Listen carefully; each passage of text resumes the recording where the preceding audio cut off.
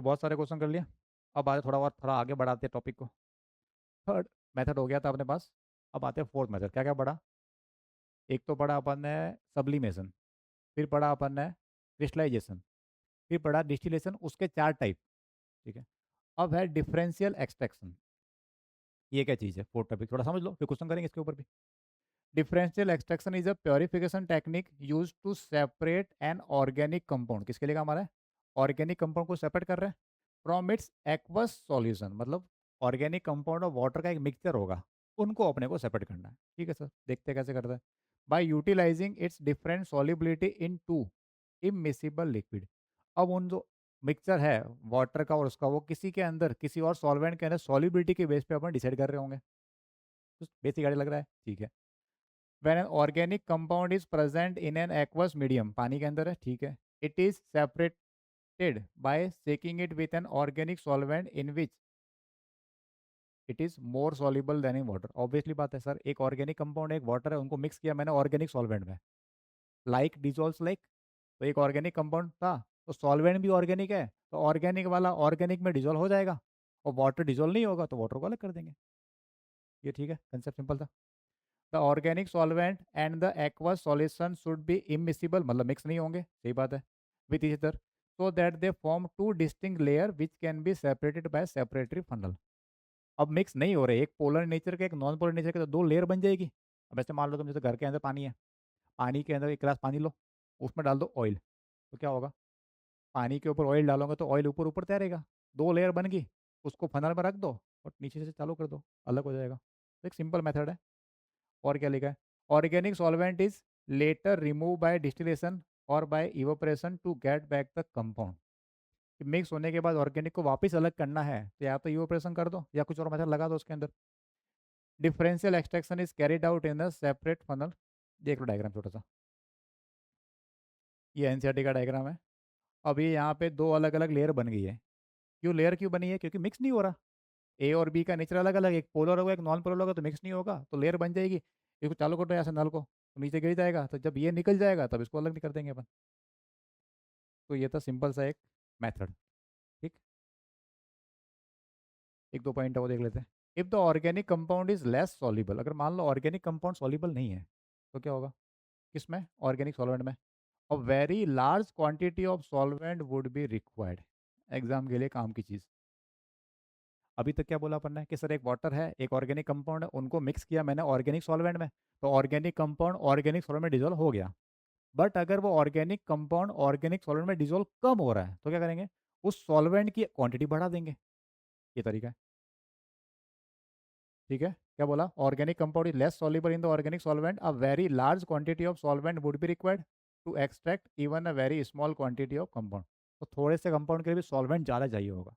ठीक।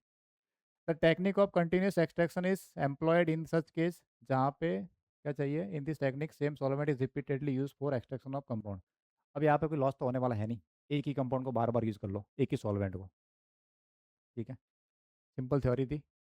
अब ये किसके काम का है, इसको देख लेते हैं। देखो ये वैसे तो डायरेक्ट एनसीईआरटी में कुछ लिखा नहीं है एग्जाम्पल इन्होंने कि किसके काम का है, एनसीईआरटी ने एक भी एग्जाम्पल लिया नहीं है, सिर्फ ये बताया कि ये मेथड है और ये फनल के थ्रू ऐसे सेपरेट करते हैं।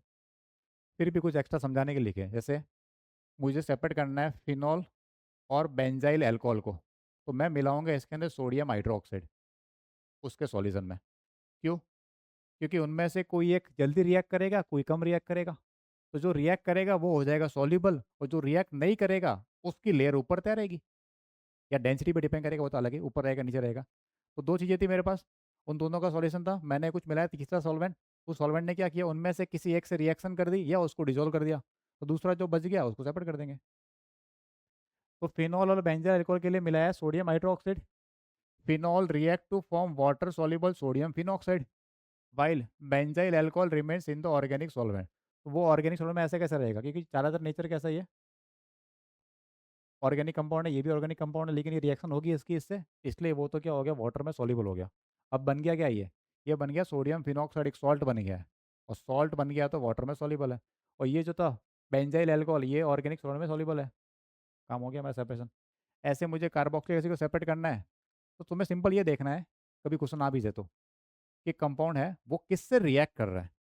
कि ए और बी का मिक्सचर है, मैंने सॉल्वेंट लिया या कुछ कंपाउंड मिलाया, वो कंपाउंड जिससे रिएक्ट करेगा उसको सॉल्युबल बना देगा। उस कंपाउंड के एस्पेक्ट अगर आयनिक नेचर का है, पोलर नेचर का, तो पोलर सॉल्वेंट के अंदर सॉल्युबल हो जाएगा, और नॉन पोलर वाला कंपाउंड नॉन पोलर में जनरली सॉल्युबल होता है। तो ये थोड़ा ध्यान रखना खाली बस, कि इनमें काम आ सकता है। एनसीईआरटी ने दिया नहीं तो क्वेश्चन नहीं पूछेगा, मेंस में होता उसके अंदर तो। बाकी एडवांस के पॉइंट ऑफ व्यू से कंसेप्ट बता दिया। अब जरा तो मुझे आंसर बताओ इसका क्या आ रहा है। Which among the following purification method based on the principle of solubility in two different solvent? बहुत सिंपल है, बताओ जरा क्या आ रहा है। आंसर आ रहा है सुयस, नुपुर, नम्य, निष्ठा, माज, निशित, आर्नवी, कुंज, आर्य, सोहम, शरीर, दक्ष, सबका ये आ रहा है। तो डिफरेंस सॉलिबिलिटी है तो क्या आएगा, डिफरेंशियल एक्सट्रैक्शन आ जाएगा। ठीक है, इजी था। ये वाला बताओ, डायग्राम साथ थोड़ा बहुत ठीक ठाक दिख रहा होगा तुम्हें। विच of the following is the structure of a separating funnel. अब तुम बोला कि सर इतने सिंपल क्वेश्चन आते हैं क्या। देखो मैं खुद का थोड़ी दे रहा हूँ, ये तो जेई मेंस का क्वेश्चन है, 2022 का क्वेश्चन है। मैं वही कह रहा हूँ, क्वेश्चन सिंपल भी आते हैं, बट बच्चा क्या उलझा रहता है, कुछ भी पढ़ रहा है, रैंडमली पढ़ रहा है। क्वेश्चन कहीं और से आ रहा है सिंपल सिंपल, वो छोड़ रहा है, और जहाँ नहीं आ रहा है उस पर लगा हुआ है। अब ये टॉपिक ऐसा है कि उसमें 3-4 घंटे दोगे तुम, तो बढ़िया 1 मार्क्स तो आ ही जाएगा आराम से। सॉरी 1 मार्क्स नहीं, 4 मार्क्स आएंगे, एक क्वेश्चन से हो जाएगा। और जितने क्वेश्चन किए तुम्हें पता है कि सब सिंपल ही है। आंसर क्या है ये वाला। चले आगे, ये वाला बताओ जरा। डाई क्लोरोमीथेन, हाँ गलती मत करना इसके अंदर, इसको ट्राई करो। तुम्हारा आंसर क्या आ रहा सबका, सेम नहीं आ रहा सबका आंसर। आंसर आ रहा मिक्स में, ए आ रहा है, बी आ रहा है, सी आ रहा है। मैंने कहा था गलती मत करना, कर दी गलती। अब तुमने समझने में मिस्टेक की हुई एक तो, कि सर ये कंपाउंड है कैसा डीसीएम, डाई क्लोरोमीथेन। एक तो ये बात आ रही है कि सर ये पोलर मानना है कि नॉन पोलर मानना है, उससे डिसाइड होगा आगे वाला काम। फिर भी इसने बोल दिया यूज टू डिफरेंशियल एक्सट्रैक्शन में काम आ रहा है। Which one of the following statement is correct. पहला बोला DCM and water will be miscible clearly, क्या पूरी तरह मिक्स होंगे। अगर दोनों का नेचर सेम हुआ तो मिक्स हो जाएंगे, अदरवाइज नहीं होंगे। अब आंसर तुम्हारा क्या क्या है। मैक्सिमम का, अच्छा आंसर आ रहा है वापस बी हो गया मैक्सिमम का, तो चलो आंसर देख लो फिर तो। सही है मतलब। तो तुमने ये टॉपिक पढ़ रखा कहाँ पे, ऑर्गेनिक का पास चैप्टर, हेलो एल्केन। ये कौन है, डाई क्लोरोमीथेन क्या है, एल्काइल हैलाइड, और एल्काइल हैलाइड वाटर के अंदर सॉल्युबल नहीं है। अब बात आती है कि सर ये डेंसिटी कुछ पार्ट आई है यहाँ पे, ऊपर कौन होगा नीचे कौन होगा। ये जो फनल वाला पार्ट था, उस फनल के अंदर सर ऊपर कौन रहेगा नीचे कौन रहेगा। कि सर यहाँ पे कौन है इधर, और ऊपर कौन है। तो जिसकी डेंसिटी कम होगी वो कहाँ रहेगा, ऊपर रहेगा। और जिसकी डेंसिटी ज़्यादा होगी वो नीचे रहेगा। अब बात करने की डेंसिटी किसकी ज़्यादा होगी, तो अब ऐसा कंपेरिजन तो किसी ने नहीं कर रखा। एक तो है CH2Cl2, और दूसरा है इसके अंदर वाटर। अगर थोड़ा बहुत पढ़ रखा है ऑर्गेनिक तो आइडिया होगा, नहीं पढ़ रखा तो भी कोई दिक्कत नहीं है। कैसे, ये और ये में कौन ज़्यादा हैवी होता है। सर जिसका मॉलिक्यूलर मास ज़्यादा होगा इन जनरल, देखो डेंसिटी होती है मास बाय वॉल्यूम, दोनों पे डिपेंड करेगा। पर अभी वॉल्यूम के बारे में रिटर्न नहीं है, तो वो मास से कंपेयर करने की कोशिश करते हैं कि जिसका मास ज़्यादा होगा उसको मान लेंगे डेंसिटी ज़्यादा है। तो ऑब्वियसली बात सर इसका मास ज़्यादा आएगा CH2Cl2 का, तो इसका मतलब ये ज़्यादा हैवी होना चाहिए। तो आंसर क्या आना चाहिए, बी तुम कह रहे हो, DCMNH2 would stay as lower and upper layer.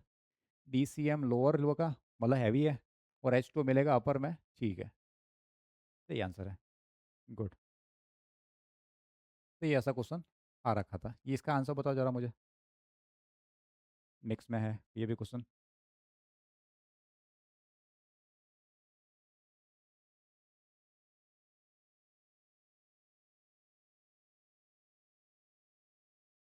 इसमें क्या आ रहा तुम्हारा आंसर, सोचो। सब्लिमेशन, रिक्रिस्टलाइजेशन मतलब क्रिस्टल वापिस बनेंगे, स्टीम या डिफरेंशियल एक्सट्रैक्शन, क्या लग रहा है तुम्हें।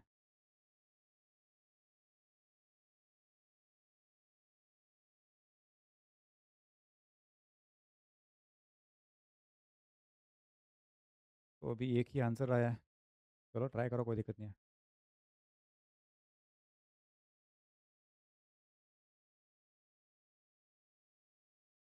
नम्य, रौनक, सुयश, कुंज, अदिति, निष्ठा, दक्ष, एक का आंसर अलग आ रहा है, बाकी सबका सेम दिख रहा है।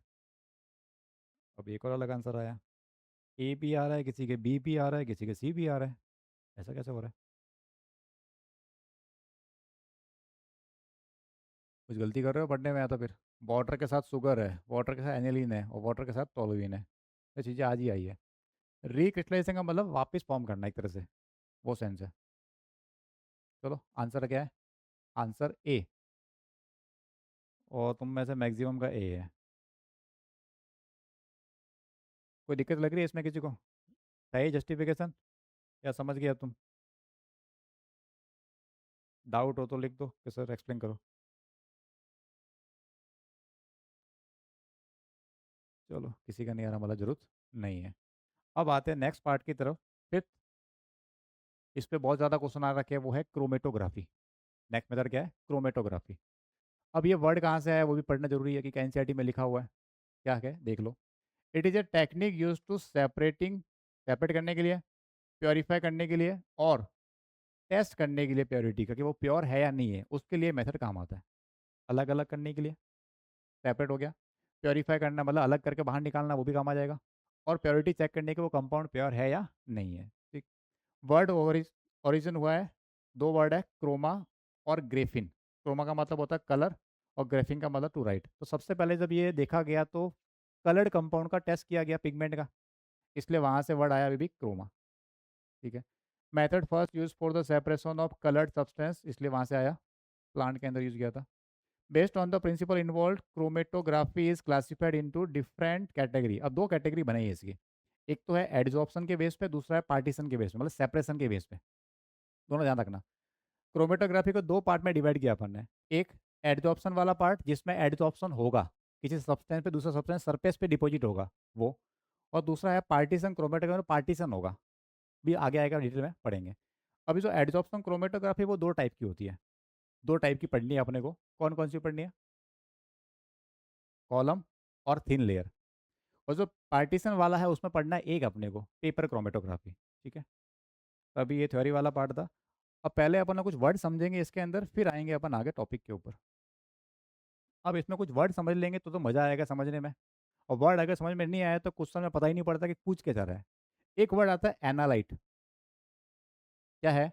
Analyte is the specific chemical substance और कंपाउंड या component of a mixture that being identified, measured या स्टडीड। समझ में आया नहीं क्या? देखो, मुझे एक सैंपल दिया और मुझे बोला इस सैंपल में चार चीजें हैं, A B C D.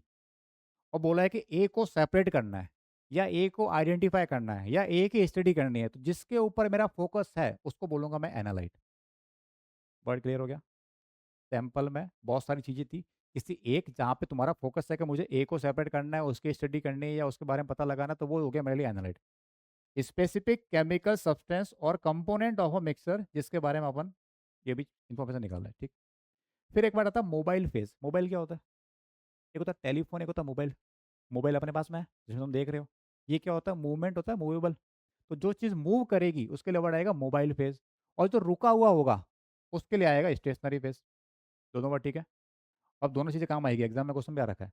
Mobile phase का मतलब जो मूव कर रहा है, और स्टेशनरी मतलब रुका हुआ है, जिसका मूवमेंट नहीं हो रहा। दोनों ही सॉल्वेंट हो सकते हैं, दोनों लिक्विड हो सकते हैं। मोबाइल फेज लिक्विड भी हो सकता है, गैस भी हो सकता है। ऐसे स्टेशनरी फेज सॉलिड भी हो सकता है, लिक्विड भी हो सकता है। तो कुछ भी हो सकता है, रटना नहीं है अपने को क्या लिखा है। Mobile phase, the component gas या लिक्विड कुछ भी हो, that moves with the sample, जो मूव करेगा। स्टेशनरी क्या होगा? नॉन मूवेबल कंपोनेंट होगा, टिपिकली सॉलिड होगा, या कभी कभी लिक्विड भी हो जाता है। ठीक है। चले आगे, दो वर्ड समझ में आ गए, तीन हो गए। फिर ये थोड़ा ज़्यादा कंफ्यूजिंग है। क्या लिखा है? इल्यूएंट, इल्यूट और इल्यूजन। ELUENT है, ये ELUAT है, और ये इल्यूजन। अब यह देखना, ये कोई एक सिस्टम है, क्रोमेटोग्राफी का एक पार्ट है, जिसको तुम ऊपर से मिला रहे हो उसको तो बोलते हैं इल्यूएंट। ELUENT। जो तुम ऊपर से मिलाया सॉल्वेंट, मोबाइल फेज, वो हो गया इल्यूएंट। और सॉल्वेंट के साथ में अंदर वाला पार्ट मिक्स होके नीचे जो मिलेगा मेरे को वो है इल्यूट, ELUAT। मतलब जो मैंने ऊपर से मिलाया सॉल्वेंट उसको तो क्या बोलूँगा मैं, इल्यूएंट। और सॉल्वेंट और जहाँ से पास किया तो उसके अंदर भी से कुछ चीज़ें बाहर आई होगी साथ में, वो और वो का मिक्सचर जो नीचे मिला मेरे को वो इल्यूट। और ये जो प्रोसेस है उसका नाम है इल्यूजन। ठीक है, तीनों वर्ड क्लियर हो गए, इल्यूट, इल्यूजन और इल्यूएंट। इल्यूएंट क्या है, मोबाइल फेज है। The eluent is the solvent or mixture of a solvent use to carry the sample through the chromatographic column. जिसको अपन क्रोमेटोग्राफिक कॉलम से पास करेंगे उसको बोलेंगे अपन इल्यूएंट। ठीक। इल्यूट क्या है, रिजल्टिंग लिक्विड जो बाहर मिल गया मेरे को, the elute is the liquid that emerges from the end of the chromatographic column. तो लास्ट में मिल गया मेरे को वो है इल्यूट। ठीक। और तीसरा इल्यूजन, ये पूरे प्रोसेस का नाम है, actual process of the bossing. ठीक है, क्योंकि एग्जाम में ये दो वर्ड यूज करता है वो, which will be elute first, elute last, ऐसा वर्ड एग्जाम में मिलेगा। इल्यूट का मतलब ये तो इल्यूट और ये इल्यूएंट।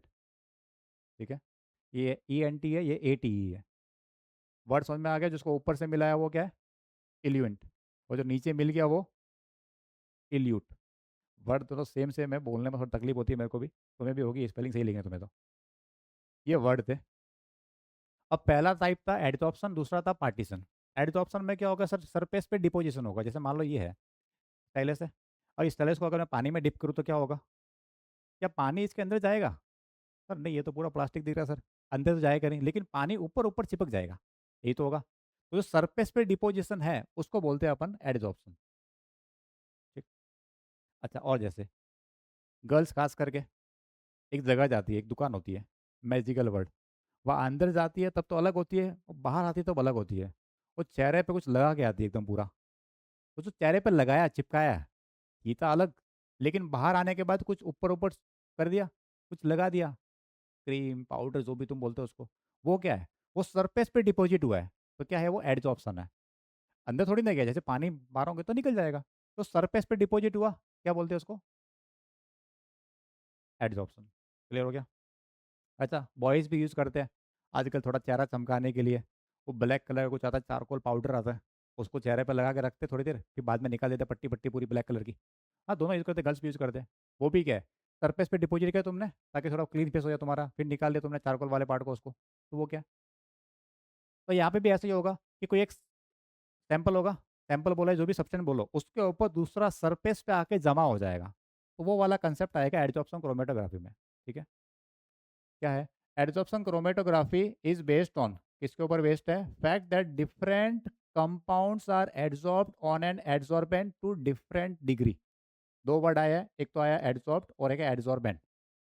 जैसे गर्ल ब्यूटी पार्लर में गई थी, तो लड़की जो है वो क्या है, एडजॉर्बेंट है। कौन है, एडजॉर्बेंट।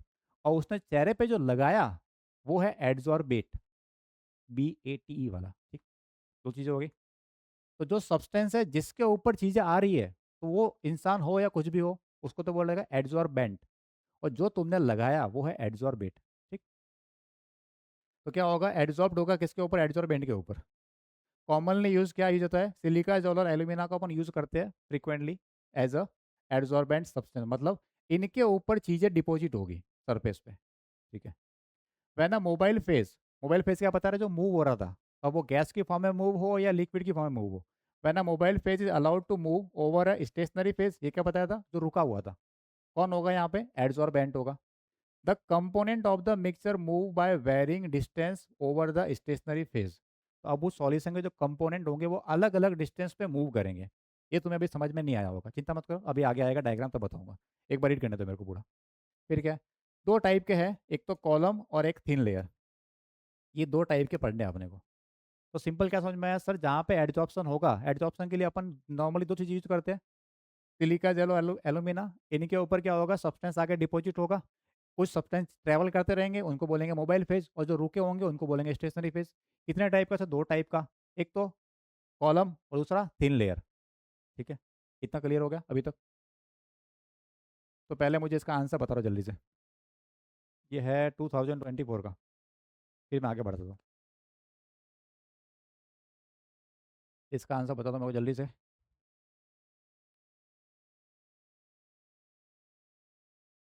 क्या आया? नम्य, निष्ठा, अर्णवी, माज, सुयस, अदिति, ख्याति, कुंज, शरीर, रितम, सबका डी आ रहा है। तो कितना सिंपल क्वेश्चन है, तो बस एग्जाम में आता है सिंपल क्वेश्चन भी। ठीक है, नुपुर, सबका डी आ गया, गुड। एक और बताओ जल्दी से आंसर मेरे को एक बार, इसका आंसर कमेंट करो जल्दी से, फिर आगे बताता हूँ मैं। 19 जैन सेकेंड शिफ्ट का एग्ज़ाम है ये पेपर 2024 का, इसका आंसर कमेंट करो।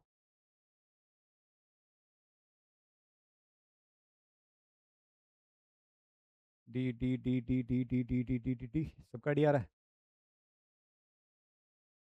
बहुत बढ़िया, वेरी गुड। मतलब तो मेंटली प्रेजेंट हो क्लास के अंदर पूरी तरह, गुड। इतना टाइम हो वो नहीं देखना तुम्हें कि सर 2 घंटे हो गए सर, इतना टाइम हो गया, करने दो। टॉपिक खत्म होगा तभी क्लास रोकेंगे अपन।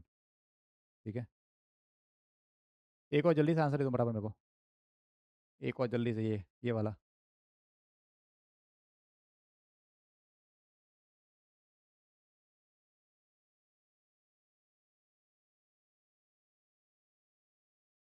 आज अपने को एक क्वेश्चन कंफर्म करना है, 3-4 घंटे की क्लास में एक क्वेश्चन अपन, या सर एग्जाम में एक तो अपना क्वेश्चन फिक्स हो गया, 4 नंबर तो अपने आ गए, वो अपने को करना है।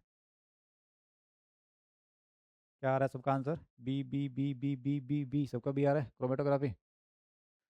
तो आंसर तुम्हारा यही है, बहुत बढ़िया, गुड। चले आगे, अब पढ़ लेते हैं, अब क्या चीज़ है। तो दो तरह की क्रोमेटोग्राफी थी, एक एडजॉर्प्शन के बेस पे, दूसरा पार्टीशन के बेस पे। तो एडजॉर्प्शन के बेस पे थी, उसके दो टाइप थे, एक कॉलम और एक थिन लेयर। कॉलम मतलब वर्टिकल कॉलम होगा कुछ ना कुछ, उसके ऊपर एडजॉर्प्शन होता होगा, वही मीनिंग है। एक बार रीड करता हूँ फिर पूरा समझाऊंगा डिटेल के अंदर, चिंता मत करो, इंपॉर्टेंट पार्ट है एग्जाम के लिए। Column chromatography involve separation of a mixture over a column of adsorbent, तो मतलब एडजॉर्बेंट का एक कॉलम होगा, ठीक है, और वो काम कर रहा होगा स्टेशनरी फेज के जैसे, और packed in a glass tube, अभी डायग्राम दिखाऊंगा, ग्लास ट्यूब में पैक है, तो जो स्टेशनरी फेज वाला कॉलम बन रहा होगा, ठीक है सर। कॉलम को फिट कर रखा है स्टॉक कॉक से लोअर एंड पे, अभी दिखाऊंगा तो पता पड़ जाएगा तुम्हें। अब mixture adsorbed on the adsorbent, mixture adsorb हो रहा है कहाँ पे? एड्सॉर्बेंट पे, लड़की एड्सॉर्बेंट है, और क्रीम पाउडर एड्सॉर्बेट, ठीक है। एड्सॉर्बेंट पे सबसे आ रहा है, is place on the top of the adsorbent, top of the adsorbent column packed in the glass tube, diagram की बात हो रही है, छोड़ दो। एन अप्रोप्रिएट इल्यूएंट, हाँ ये ध्यान रखना है, कौन सा ऊपर से मिलाना है इल्यूएंट, वो सुटेबल होना चाहिए, डिसाइड करते देखते। विच चीज़ लिक्विड हो सकता है और मिक्सचर ऑफ लिक्विड हो सकते हैं, एक से ज़्यादा भी हो सकते हैं, एक भी हो सकता है। Is allowed to flow down the column, मतलब ऊपर से आ रहा है इसके अंदर, ठीक है, depending upon the degree to which the compounds are adsorb, किस पे डिपेंड करेगा कितना एड्जॉर्ब हो रहा है। तुम खाली सुनते रहो, सब समझ में आएगा, चिंता मत करो, सुनते रहना चाहिए। कंप्लीट सेपरेशन टेक्स प्लेस, अभी छोड़ दो। The most readily adsorbed substance are retained near the top and other come down to various distances in the column। इस वर्ड को सुन लो अच्छे से एक बार, क्या बोला है? मोस्ट रेडिली एड्सॉर्ब, जिसमें एड्सॉर्प्शन ज़्यादा हुआ है, वो क्या होगा? रिटेन नियर द टॉप, मतलब ऊपर ही रहेगा। क्यों रहेगा समझते हैं अपन, अभी थोड़ा समझ में कम आया होगा, अब तुम्हें थोड़ा समझ में और आएगा। इससे पहले ये वाला छोड़ो, पहले यहाँ पे आओ, पूरा मैं तुम्हें समझा देता हूँ कंसेप्ट क्या है। ये पूरा डायग्राम एक बार ध्यान से देखो, सब कुल सब खेल इसके डायग्राम के अंदर ही है, कितने क्वेश्चन है सब इससे हो जाएंगे, तुम्हें ठीक ठाक दिख रहा होगा। एक एग्जांपल लिखा है यहाँ पे, ग्रीन कलर का कोई पिगमेंट है, ठीक है। अब जो ग्रीन कलर होता है उसमें दो कंपोनेंट होते हैं, कौन कौन से? एक होता है ब्लू, एक होता है येलो। ग्रीन कलर दो चीज़ों से मिलकर बनता है, ब्लू और येलो को मिक्स करोगे तो ग्रीन बन जाएगा, ठीक है, एग्जाम्पल के लिए। ये एक ब्यूरेट लिया तुमने, इस ब्यूरेट के नीचे नीचे लगा रखा कॉटन वूल लिखा है यहाँ पे, सबसे नीचे, थोड़ा दिख नहीं होगा तुम्हें शायद, हो सकता है सबसे नीचे। तुम वो मोबाइल की क्वालिटी बढ़ा दो एक बार, पिक्सल अगर बढ़ा पाओ तो कर दो, वीडियो क्वालिटी, फिर भी नहीं हो तो सुन लो मैं जो बोल रहा हूँ। इस ब्यूरेट के सबसे नीचे है वुड, सॉरी वुड नहीं, कॉटन वूल, मतलब रुई लगा रखी है, ठीक। उसके ऊपर 1 सेंटीमीटर तक है सैंड, मतलब नीचे रुई, जहाँ जहाँ से पानी बाहर जाएगा ना वहाँ रुई है, ऊपर है 1 सेंटीमीटर के आसपास लगभग सैंड लगा रखी है। उसके ऊपर है सिलिका जेल का पाउडर फॉर्म में क्रिस्टल, मतलब जो सिलिका जेल पाउडर होता है उसको लगा रखा है, सिलिका जेल या एल्यूमिना, दो आए थे एडजॉर्बेंट, सिलिका जेल एल्यूमिना, उनको पूरा भर रखा है यहाँ तक, ठीक, यहाँ तक ठीक हो गया। क्या क्या था? नीचे कॉटन है, ऊपर सैंड है, ऊपर पूरा भर दिया अपन ने सिलिका जेल या एल्यूमिना के पाउडर से, ठीक। उसके ऊपर लगा रखा है सैंपल ऑफ ग्रीन पिगमेंट। फिर यहाँ पे ये शायद तुम्हें दिख रहा होगा। ग्रीन, एक काम करता हूँ मैं, ग्रीन कर देता हूँ इसको, कलर ये अपन चेंज कर लेते हैं। हम्म, यहाँ पे है ये ग्रीन पिगमेंट, ये सैंपल डाल दिया मैंने, और सैंपल के ऊपर वापस 1 सेंटीमीटर तक सैंड है, 1 सेंटीमीटर तक वापस ऊपर सैंड है, और ऊपर से आ रहा है एक सॉल्वेंट कोई भी। ये पूरा सेटअप है। क्या क्या है सुन लो। जैसे मान लो ये बोतल है, ये टेस्ट ट्यूब है, सॉरी ब्यूरेट है, नीचे वाले पार्ट पे रुई लगा दी, रुई के ऊपर 1 सेंटीमीटर सैंड है, ऊपर सिलिका जेल का पूरा पाउडर फॉर्मेट डाल दिया और उसको मॉइस्ट कर रखा अपन है तो पाउडर, वो मॉइस्ट कर रखा उसको अपन ने, ठीक है। और उसके ऊपर क्या डाल रखा अपन ने, सैंपल। कौन सा सैंपल? ग्रीन पिगमेंट, जिसको अपन सेपरेट कर रहे हैं। ग्रीन में दो चीज़ें थी, कौन कौन सी? ब्लू और येलो। और उसके ऊपर है सैंड, ऊपर से आ रहा है सॉल्वेंट। अब ठीक सेटअप। अब पहली चीज़ तो ये आती है कि सर नीचे ये वूल क्यों लगाई है?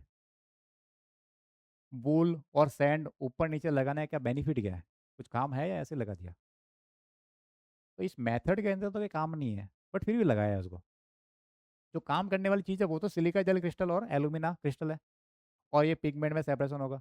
तो ये ऊपर मिट्टी क्यों लगाई है फालतू में? धूल लगा रखी है, और नीचे सैंड लगा रखी है, कोई लॉजिक है? तो बताएगा? चलो सोचो थोड़ा सा, ये क्यों लगाया हो? कॉटन की जरूरत क्या है, सैंड की जरूरत क्या है? किसी का आंसर आया क्या? नहीं। चलो मैं बताता हूँ, सुनो। अगर मान लो वूल और वो नहीं है, इधर हो गया क्या प्रोसेस सुनना। ऊपर से सॉल्वेंट कंटिन्यूस आता रहेगा, लगातार आ रहा आ रहा आ रहा आ रहा, लगातार कंटिन्यूस चल रहा है पूरा, नॉन स्टॉप चलता रहेगा ये। नीचे धुलता रहेगा, ऊपर से डाल लो, फिर डालो, फिर डालो, चलता रहेगा कंटिन्यूस प्रोसेस, ठीक है। सॉल्वेंट को नॉन स्टॉप ऊपर से रखता है। अब अगर ये खुला होगा, अगर कॉटन नहीं है तो क्या होगा? मान लो कॉटन और सैंड नहीं है, तो सिलिका जेल सब बाहर निकल जाएगा ये तो पूरा, तो कॉलम में वो तो रह नहीं पाएगा। तो सिलिका जेल को वहीं पे रखना है, स्टेशनरी बना के रखना है, वरना तो मोबाइल बन जाएगा, वो नीचे चला जाएगा। तो स्टेशनरी बनाने के लिए वूल रखा रहेगा। वूल क्या करेगा? पानी को तो पास होने देगा, लेकिन ऊपर जो क्रिस्टल वाले पार्ट उनको रोक देगा। तो वूल के ऊपर लगा रखा सैंड, ताकि क्या होगा, सिर्फ पानी रिस्क के नीचे जाए, पानी मतलब सॉल्वेंट, वर्ड क्या, सॉल्वेंट। तो सॉल्वेंट जाना चाहिए नीचे, लेकिन बाकी वही रुक जाए, इससे लगा रखा है पूरा सेपरेट। सर ऊपर क्यों लगाया सैंड? नीचे का समझ में आएगा, सपोर्ट देना है ताकि सिलिका जल अपनी जगह पे ही रहे, ये नीचे वाले काम समझ में आया सर। सर ऊपर सैंड क्यों लगाइए? ऊपर तो सॉल्वेंट डालना है, ऊपर से क्या डूलेगा? ये बताओ, थोड़ा कॉमन ऑब्जर्वेशन तुम्हारा। क्यों लगाया ऊपर सैंड? डायरेक्ट डाल दो सीधा सा, आना तो नीचे ही है उसको। बताओ, किसी का आया आंसर? आंसर किसी का अभी तक तो नहीं आया। चलो बताता हूँ मैं, या देखो, तुम एक काम करो, तुमने घर में, तुम्हारे घर में सबके गमला होगा, गमले में कुछ फ्लावर डाले होंगे तुमने, है ना? फ्लावर पॉट, उस गमले में फ्लावर डाला होगा, तो तुमने एक ध्यान से कभी ऑब्जर्व करना, जिस जगह तुम पानी डालते हो गमले के अंदर, वहाँ पे खड्डा पड़ जाता है। देखा है?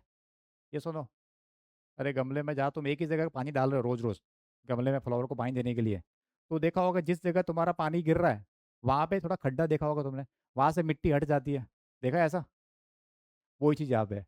अगर तुम डायरेक्ट डाल दोगे सैंपल के ऊपर, सैंपल बिखर जाएगा ना, टेस्ट ट्यूब के ऊपर जो तुम्हारी ये ब्यूरेट है, वहाँ चिपक जाएगा, उड़ जाएगा, तो वेस्ट हो जाएगा एक तरह से। तो ऊपर से क्या आ गया? सैंड आ गई। अब पानी सैंड के ऊपर जा रहा है, तो वहाँ से धीरे धीरे जाएगा फिर ये, तो यूनिफॉर्मिटी मेंटेन रहेगी सॉल्वेंट के ऊपर, इस वजह से लगा रखा है ये। ठीक। अब सर क्या होगा, अब देखना। तो सर ऊपर सॉल्वेंट आ रहा है, सॉल्वेंट नीचे आएगा, नीचे आएगा, यहाँ से होते होते होते होते होते वो नीचे से बाहर निकल जाएगा, तो सॉल्वेंट लगाता रहेगा। अब ये जो ग्रीन कलर का था, उसमें दो चीज़ें थी, एक ब्लू था, एक येलो था। कौन कौन? ब्लू और येलो। अब इसमें क्या होगा सुनना।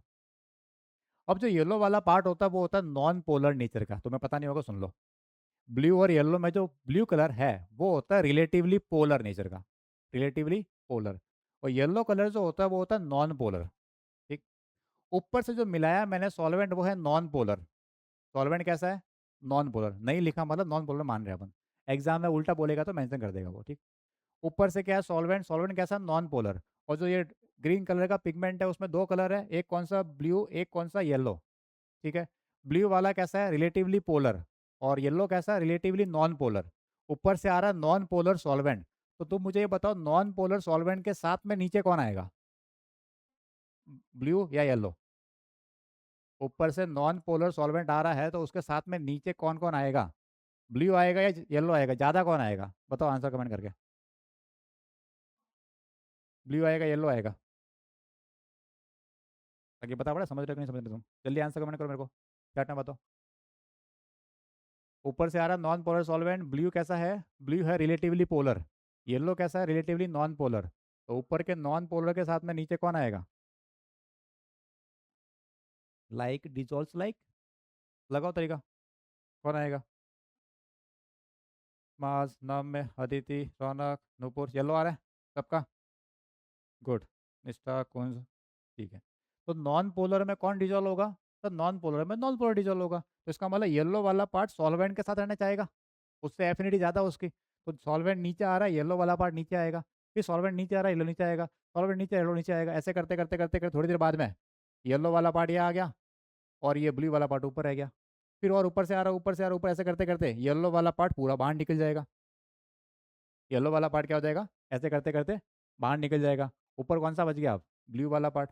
अब ब्लू वाला पार्ट नीचे नहीं आ रहा है, क्यों नहीं आ रहा है, दोस्ती किससे, क्योंकि ब्लू वाला पार्ट क्या बताया मैंने, रिलेटिवली पोलर है, और सिलिका जेल के जो क्रिस्टल है, एलुमिना क्रिस्टल है, वो पोलर नेचर के है, silica gel alumina polar nature का है, तो वो पोलर नेचर है, ब्लू वाला पोलर नेचर है, पोलर पोलर अट्रैक्ट करेगा, तो वो क्या चाहेगा, नीचे नहीं जाना चाहेगा, तो इस वजह से ब्लू वाला पार्ट ऊपर रहना चाहेगा, और ये येलो वाला पार्ट नॉन पोलर है, सॉल्वेंट के साथ नीचे आ गया, तो ब्लू वाला तो ऊपर रह गया, येलो नीचे आ गया, येलो को सेपरेट कर दिया। अब जब ब्लू वाले को निकालना होगा तो या तो बहुत ज़्यादा टाइम लगेगा तब नीचे आएगा, या फिर अब सॉल्वेंट चेंज कर दो, दो तरीके हैं, या तो बहुत टाइम तक पास करने दो सॉल्वेंट को तो धीरे धीरे करते नीचे आ सकता है, दूसरा अब सॉल्वेंट चेंज करो कि जब येलो वाला पार्ट पूरा बाहर आ गया, अब मैं सॉल्वेंट चेंज करूंगा, अब मैं लूंगा पोलर सॉल्वेंट, क्यों, क्योंकि sir polar solvent, blue colour polar nature का है, पोलर पोलर में डिजोल्व हो गए, ब्लू कलर नीचे आ जाएगा, तो येलो यहाँ मिल गया, ये यहाँ मिल गया, बाद में येलो में से जो सॉल्वेंट होगा उसको सेपरेट कर देंगे बाद में अलग से। तो ये था पूरा क्रोमेटोग्राफी का पूरा कॉलम क्रोमेटोग्राफी का खेल। अब क्वेश्चन में क्या क्या तुम्हें ध्यान रखना है, सिलिका जेल कैसा है, पोलर नेचर का, एलुमिना भी कैसा है, पोलर नेचर का, वो क्या बन रहा है, स्टेशनरी फेज बन रहा है, मतलब रुका हुआ है, सिलिका जेल रुका हुआ है, स्टेशनरी फेज रुका हुआ है, ठीक। सॉल्वेंट कैसा है, नॉन पोलर नेचर का, सॉल्वेंट कैसा, नॉन पोलर नेचर का, और वो क्या होगा, मोबाइल फेज है क्योंकि वो नीचे मूव कर रहा है, ठीक है। अच्छा अगर साथ में मिक्सर मिला दिया मैंने कि सॉल्वेंट के साथ में अगर सॉल्वेंट पोलर भी है और नॉन पोलर भी है, सुनना क्वेश्चन एक आया हुआ है आगे बताऊंगा, सॉल्वेंट कैसा है, पोलर भी है और नॉन पोलर भी है, और अगर बोल दिया कि नॉन पोलर ज़्यादा है तो ओवरऑल मुझे नॉन पोलर ट्रीट करना है, तो नॉन पोलर को मैं जल्दी नीचे लेकर आ दूंगा। अगर मिक्सर के अंदर पोलर पार्ट ज़्यादा है तो पोलर पार्ट वाला पोलर वाले को जल्दी नीचे ले जाएगा, नॉन पोलर ऊपर रह जाएगा, समझ गए तरीका, समझ लेना क्वेश्चन में। अभी जो है वो तो इसके एग्जाम्पल बताया है कि सिलिका जेल वाला पार्ट ये पोलर है, और वाटर को एब्जॉर्ब कर रखा होता है एक्चुअली इसके अंदर, सिर्फ सिलिका जेल नहीं है, सिलिका जेल ने वाटर के पार्टिकल को एब्जॉर्ब कर रखा होता है, तो ये पूरा कंसेप्ट था, आई होप तुम्हें समझ में आ गया होगा। अब चलते हैं वापस पीछे की तरफ जो मुझे थ्योरी समझानी थी, ये वाली। Column chromatography is a technique used to separate a single chemical compound from a mixture dissolved in a fluid। Mixture में से किसी एक को अलग करना है या सबको भी कर सकते हो अपन। प्रिंसिपल क्या है, मैंने mixture along with the mobile phase, mixture क्या है, मोबाइल फेज के साथ है, मिक्सचर मतलब sample, green colour, mobile phase जो मूव करेगा, is introduced into the column, its compound move at different rate, अलग अलग कंपाउंड अलग अलग रेट से नहीं जाएगा, किस पे डिपेंड करेगा वो, कि कितना एड्जॉर्ब हो रहा है। आप सुनना, सिलिका जेल पोलर नेचर का था, तो पोलर नेचर के ऊपर जो ब्लू कलर था वो ज़्यादा एड्जॉर्ब हुआ था, एड्जॉर्प्शन क्या था, ज़्यादा था, और येलो कलर का क्या था, सिलिका जेल पे एड्जॉर्प्शन कम था, तो अलग अलग एड्जॉर्प्शन होने की वजह से उनका सेपरेशन हो गया, वो यहाँ पे लिखा है, column compound move at different rate क्यों, क्योंकि एड्जॉर्प्शन अलग अलग हो रहा है नेचर की वजह से। कंपोनेंट विथ लोअर एड्जॉर्प्शन, जिसमें एड्जॉर्प्शन कम हो रहा है, मतलब नॉन पोलर हो गया, इसके रेस्पेक्ट में नीचे जल्दी आएगा, and affinity to the stationary phase move faster, जिसकी एफिनिटी कम है तो वो जल्दी नीचे आएगा, किससे एफिनिटी, सिलिका जेल क्रिस्टल से, जल्दी नीचे आएगा, विथ ग्रेटर एड्जॉर्प्शन, एक मिनट उल्टा बोल दिया क्या, दो चीज़ लिखे यहाँ पे, कंपोनेंट विथ लोअर एड्जॉर्प्शन, जिसमें एड्जॉर्प्शन कम हुआ है, मतलब सिलिका जेल से कम चिपका है वो नीचे आ जाएगा, and affinity to the stationary phase moves faster. हाँ ठीक है, फास्ट मूव करेगा जल्दी नीचे आएगा। देन, अच्छा देन लिखा है यहाँ पे, then those of the greater adsorption. अब जिसका एड्जॉर्प्शन ज़्यादा होगा वो लेट नीचे आएगा। और क्या लिखा है, fast moving components are remove first. जिसका मूवमेंट फास्ट हो रहा है वो जल्दी नीचे निकल जाएगा, एंड स्लो मूविंग बाद में निकलेंगे। तो ये एनसीईआरटी डायग्राम बना के दिया है, सॉल्वेंट मिलाया, इसमें बहुत सारे कंपोनेंट थे, धीरे धीरे अलग होना शुरू हो गए। अगर सी बी ए लिखा मतलब सी पहले नीचे आया। अब क्वेश्चन सुनना, अगर ए बी सी है, नहीं क्वेश्चन मैं एग्जैक्ट बता दूंगा तुम्हें, छोड़ो। ये कंसेप्ट समझ में आया? तो जो ज़्यादा एड्जॉर्ब होगा वो तो ऊपर रह जाएगा, जिसका एड्जॉर्प्शन कम होगा वो नीचे आ जाएगा, ऐसे करके वो सेपरेशन हो जाएगा। ठीक है, ये कंसेप्ट पूरा इसको कैप्चर कर लो बढ़िया से, सब खेल इसके अंदर ही है। इसका लो ढंग से स्क्रीनशॉट।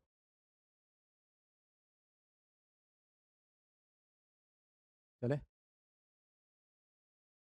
अब असली खेल क्वेश्चन का। एक बार थोड़ा ट्राई तुम करो एक बार, नहीं होगा तो बता दूंगा मैं। ये बढ़िया क्वेश्चन है, 2023 का। डायग्राम में क्या, ये कॉलम दे रखा है, नीचे लिखा है सी, ऊपर लिखा है बी, और सबसे ऊपर लिखा है ए। अगर दिख नहीं रहा हो तो क्वेश्चन पढ़ो तुम और ट्राई करो जरा।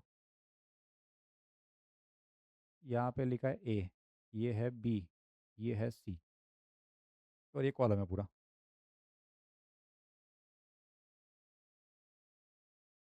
जरा ट्राई करो, क्या आ रहा तुम्हारा आंसर। कॉलम क्रोमेटोग्राफी बात हो रही है, आइडेंटिफाई करना है करेक्ट नहीं। अरे क्वेश्चन में क्या पूछा इसने भाई साहब, करेक्ट नहीं पूछा, ध्यान देखना, इनकरेक्ट बोल रहा है ये। गलती नहीं होनी चाहिए ऐसे क्वेश्चन में। जरा ट्राई करो, ये लिखे इसने कुछ स्टेटमेंट, चूज करना है करेक्ट आंसर, लेकिन करेक्ट आंसर होना चाहिए इनकरेक्ट, मतलब ये इनकरेक्ट को करेक्ट मान रहा है। ट्राई करो जरा। ये क्वेश्चन सही कि इसका मतलब तुमने बढ़िया कंसेप्ट समझ लिया। अगर कंसेप्ट तुम्हें समझ में आ गया तो इसका मतलब ये क्वेश्चन तुम सही करोगे, और मिस्टेक हो रही है इसका मतलब कहीं ना कहीं। ट्राई करो, मैं तुम्हें टाइम दे रहा हूँ, कोई दिक्कत नहीं है। और जिन्होंने कर दिया वो भी सोचो।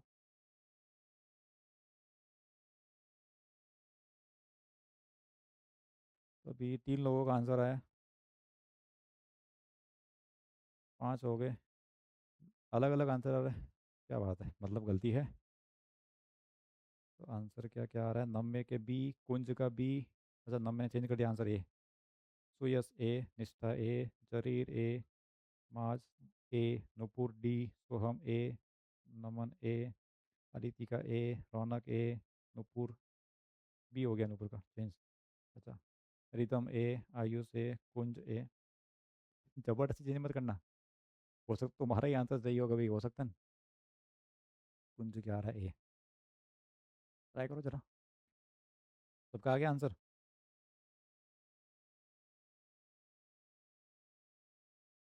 ठीक है चलो देखते हैं, फिर आंसर चेक कर लेंगे बाद में। ये कह रहा है कॉलम क्रोमेटोग्राफी है, ठीक है।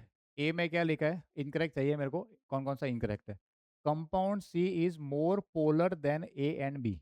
अच्छा, जो नीचे जल्दी आया होगा, डायग्राम से काम होगा पूरा, जो जल्दी नीचे आया मतलब वो नॉन पोलर है। जब कुछ मेंशन नहीं किया तो सिलिका जल मान के अपन क्वेश्चन करेंगे, ठीक है।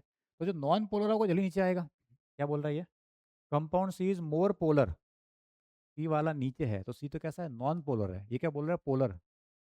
गलत बोल रहा है, मतलब सही है। अरे इसको चाहिए इनकरेक्ट। ये काम हो गया मेरे, ठीक है सर, हाँ ये सेलेक्ट हो गया। Compound A is least polar, A वाला सबसे कम पोलर है। नहीं, जितना ऊपर है मतलब पकड़ के रखा उसने उसको, तो सर ए ऊपर है इसका मतलब ज़्यादा पोलर है। ये कह रहा है लिस्ट पोलर, नहीं सर ये भी काम हो गया, इनकरेक्ट है। ठीक है, compound B comes out of the column before C and A, मतलब बी वाला, अच्छा before C and after A, मतलब सी से पहले बी आएगा।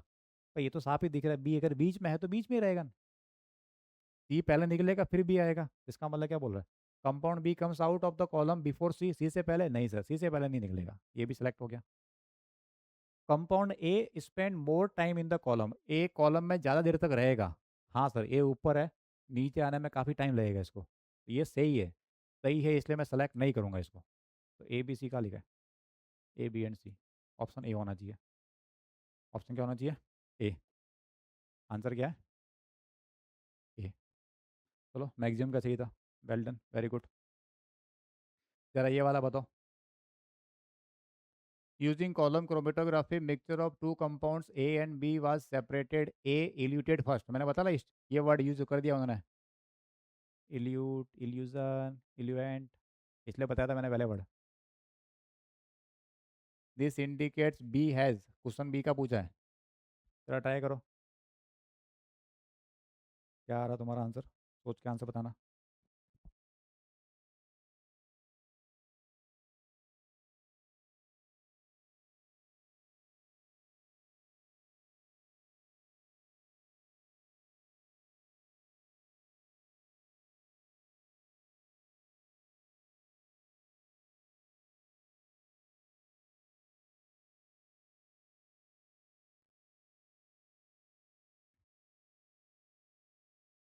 ए इल्यूटेड फर्स्ट मतलब ए जल्दी बाहर आ गया, एक सेकंड सॉरी, ये बताना भूल गया अभी, अभी नहीं होगा, आ रहा तो बताया नहीं तुम्हें, आ रहा तो बताया नहीं, तुम कैसे कर रहे हो फिर, तुक्का मार रहे हो क्या, आर एफ वाला पार्ट तो रह गया आपने, समझो इधर क्या मतलब है। आर एफ क्या होता है, ये एक रेशियो होता है, किसका, डिस्टेंस का, distance moved by component with respect to distance moved by solvent, ये होता है आर एफ। अभी थोड़ी देर बाद में पीछे आ जाएगा, पीछे वाली साइड में। आर एफ क्या है, कंपोनेंट कितना जिसकी बात करें, अगर ए की बात करो तो ए का डिस्टेंस, और बी की बात करें तो बी का डिस्टेंस, और नीचे आएगा सॉल्वेंट, इधर देखना, जैसे मेरे पास ये कॉलम है यहाँ से लेके यहाँ तक, ठीक है, मैं ये रेफरेंस लाइन है और यहाँ तक गिन रहा हूँ, मतलब इस इनिशियल पोजीशन से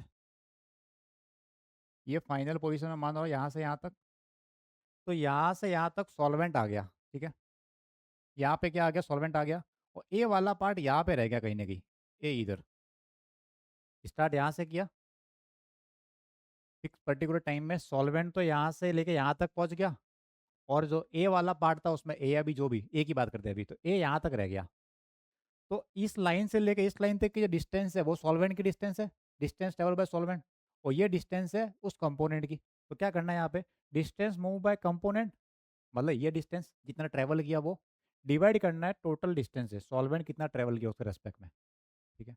अब सिंपल सा क्या मीनिंग हुआ, सर अगर कोई कंपोनेंट नॉन पोलर हुआ तो ज़्यादा नीचे जाएगा, तो उसकी डिस्टेंस ज़्यादा ट्रेवल होगी, तो आर एफ ज़्यादा आएगा, हेलो, ठीक है।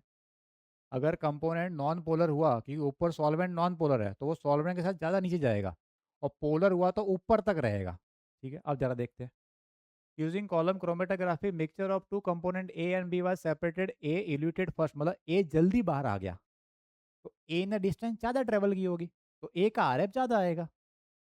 This indicate B has low R F, इसका मतलब बी का एडजॉर्प्शन कैसा होगा, स्ट्रॉन्गर होगा, बी ऊपर ही रह गया होगा, क्लियर हो गया कंसेप्ट, वापस सुन लो। ए कह रहा है इल्यूटेड फर्स्ट, मतलब ए वहां से जल्दी बाहर आ गया, मतलब ए ने ज़्यादा डिस्टेंस ट्रेवल कर दी उसी टाइम में, और बी ऊपर ही रह गया, तो ए का रेशियो निकाल वो ज़्यादा आएगा, बी का कम आएगा, इसका मतलब बी ऊपर क्यों रह रहा है, क्योंकि बी पोलर नेचर का है, तो वो अट्रैक्ट करके रहा होगा, एडजॉर्प्शन ज़्यादा हुआ होगा, तो बी का आर एफ लो होगा और स्ट्रॉन्गर एडजॉर्प्शन, आंसर होना चाहिए बी। तो ये अब बता दिया मैंने तुम्हें, आंसर क्या है, बी, ठीक है, कोई नहीं, ये बताना रह गया था, अब आगे चलते हैं, ये वाला बताओ तुम, अब ट्राई करो। Principle of column chromatography is, A लिखा है differential adsorption of the substance on the solid phase, capillary action, differential adsorption of the substance on the solid phase,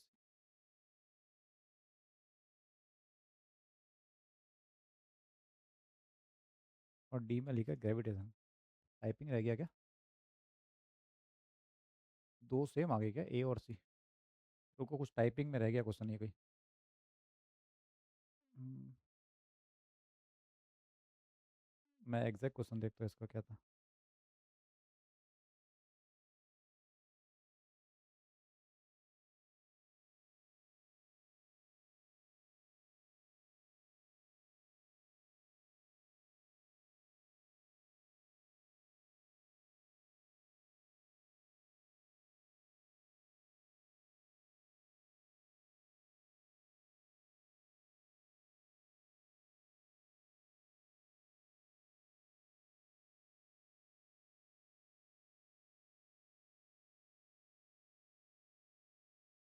ये किसका क्वेश्चन है? 2019 का क्वेश्चन है।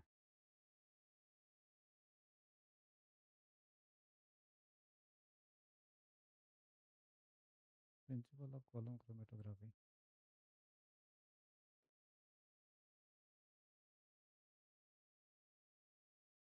अच्छा, क्वेश्चन में भी ऐसे ही लिखा है? क्या कर, दोनों में सेम ही लिखा है, टाइपिंग वाले ने सर ऐसे ही किया। आंसर आ रहा है ए। ठीक है, तुम्हारा आंसर क्या था?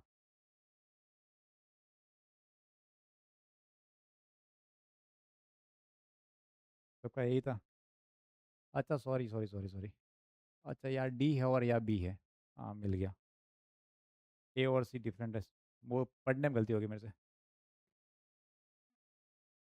सामने स्क्रीन पे देख रहा था, मुझे लग रहा है ये डी और बी सेम दिख रहा है मेरे को। तारे जमी पे बी का डी दिख रहा है, वैसा हो रहा है। ठीक है, आंसर सही है तुम्हारा, गुड। इसका आंसर बताओ जरा। 35। हाँ, डी की जगह बी था, तो यस। ये क्या आ रहा है? Two component one and two eluted by column chromatography adsorption of one is more than two, which is on the following is correct statement। अब आर एफ बता रहे, मैंने तुम्हें अब आंसर बताओ। कौन जल्दी मूव करेगा और किसका आर एफ ज़्यादा होगा, उस पर क्वेश्चन है।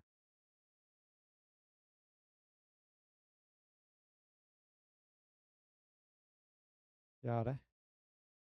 नम्य, ख्याति, निष्ठा, कुंज, माज, अदिति, शरीर, सोहम, सुयस, सबका ही आ रहा है। अब 8-10 लोग और भी बचे हुए हैं जिनका आंसर नहीं आ रहा है। हाँ, लगता है खाली लॉगिन करके जोड़ दिया उन्होंने। नुपुर, निश्चित, सिद्धार्थ। ए ए ए ए ए आंसर क्या है? Very good, answer A. Raunak A, Dhanya A, very good. अर्णवी ए। चलो, बहुत बढ़िया, गुड। ये वाला करो, उससे पहले पढ़ लेते हैं कुछ, फिर क्वेश्चन करेंगे। तो ये एडजॉर्प्शन का फर्स्ट पार्ट हो गया अपने। कौन सा? कॉलम क्रोमेटोग्राफी, ठीक। दो टाइप की थी क्रोमेटोग्राफी, एक एडजॉर्प्शन के बेस, दूसरा पार्टीशन के बेस। एडजॉर्प्शन खुद दो टाइप की थी, कॉलम और दूसरा थिन लेयर। अब थिन लेयर क्रोमेटोग्राफी क्या होती है सुन लो, एक बार पढ़ लेते हैं, फिर समझा दूंगा डिटेल में पूरा। थिन लेयर क्रोमेटोग्राफी, टीएलसी नाम से क्वेश्चन आता है, शॉर्ट में लिखा होता है TLC, is another type of adsorption chromatography, ये भी एडजॉर्प्शन का टाइप है, which involve separation of substances of a mixture over a thin layer. देखो, वहां पे कॉलम यूज किया था, यहाँ पे थिन लेयर यूज करें, थिकनेस कम कर दो बस, काम एग्जैक्टली सेम है। Thin layer relatively 0.2 mm thick लेते हैं जनरली। किसकी होती है? ऑफ एन एडजॉर्बेंट, वो होता है सिलिका जेल या फिर एलुमिना, वो तो फिक्स है, वही लेंगे। इनमें से यूज कर रखा है। Is spread over a glass plate of suitable size, the plate is known as thin layer chromatography plate or chromo plate. अभी समझा तो क्या मतलब है। Solution of the mixture to be separated is applied as a small spot about 2 centimetre above one end of the TLC plate. तुम्हें करना है क्या, सिंपल सा, तुम्हें एक प्लेट लेनी है कांच की, ग्लास सीट ले ली, पतली सी। उस ग्लास सीट के ऊपर, जैसे मान लो मेरा हाथ है ग्लास सीट, ठीक है। अब एक ग्लास सीट है, इस ग्लास सीट के ऊपर लगाना है मेरे को सिलिका जेल का पेस्ट लगाना है, सिलिका जेल एल्यूमिनियम का, तो वो बन गई थिन लेयर। बस simple, it's so easy. Glass glass के ऊपर लगाना है सिलिका जेल, वो बन गया मेरी थिन लेयर, बस। सिलिका जेल क्या करेगा? एडजॉर्बेंट का काम करेगा। अब सॉल्वेंट का रखना है 2 सेंटीमीटर ऊपर रखना है, बता दो क्या मतलब है। इस पे अपन थोड़ी देर बाद में आएंगे, पहले एकदम मेन जो कोर कंसेप्ट है वो समझ लेते हैं। इस डायग्राम को देखो, कोर कंसेप्ट समझाने के लिए। ठीक ठाक दिख रहा होगा तुम्हें? ये एक पेपर है, नहीं है पेपर नहीं है, क्या है? ग्लास सीट है, ठीक है। ये एक थिन ग्लास सीट है, उस ग्लास सीट के ऊपर लगा रखा अपन ने क्या? सिलिका जेल या फिर एलुमिना, ठीक है। ये बन गई मेरी थिन लेयर। अब मैंने एक यहाँ पे एक लाइन खींच दी है, वो लाइन क्या है? यहाँ से 2 सेंटीमीटर ऊपर है। कोई जरूरी नहीं, डेटा छोड़ दो, कहीं भी लाइन खींचो, तुम्हारी मर्जी पड़ेगा, ठीक है। थोड़ा ऊपर लाइन खींचनी है। और यहाँ पे रेड कलर दिख रहा होगा तुम्हें, ये यहाँ पे रख रखा अपन ने सैंपल। सैंपल मतलब जिसको तुम्हें सेपरेट करना है, जिसमें अलग अलग कंपोनेंट है, ए बी सी, उनको सेपरेट करना है, तो वो सैंपल रख रखा है यहाँ पे। तो एक लाइन खींची मैंने, उस लाइन पे एक डॉट बना दिया। डॉट क्या है? डॉट मतलब जैसे सैंपल रख दिया मैंने उसके ऊपर, ठीक है।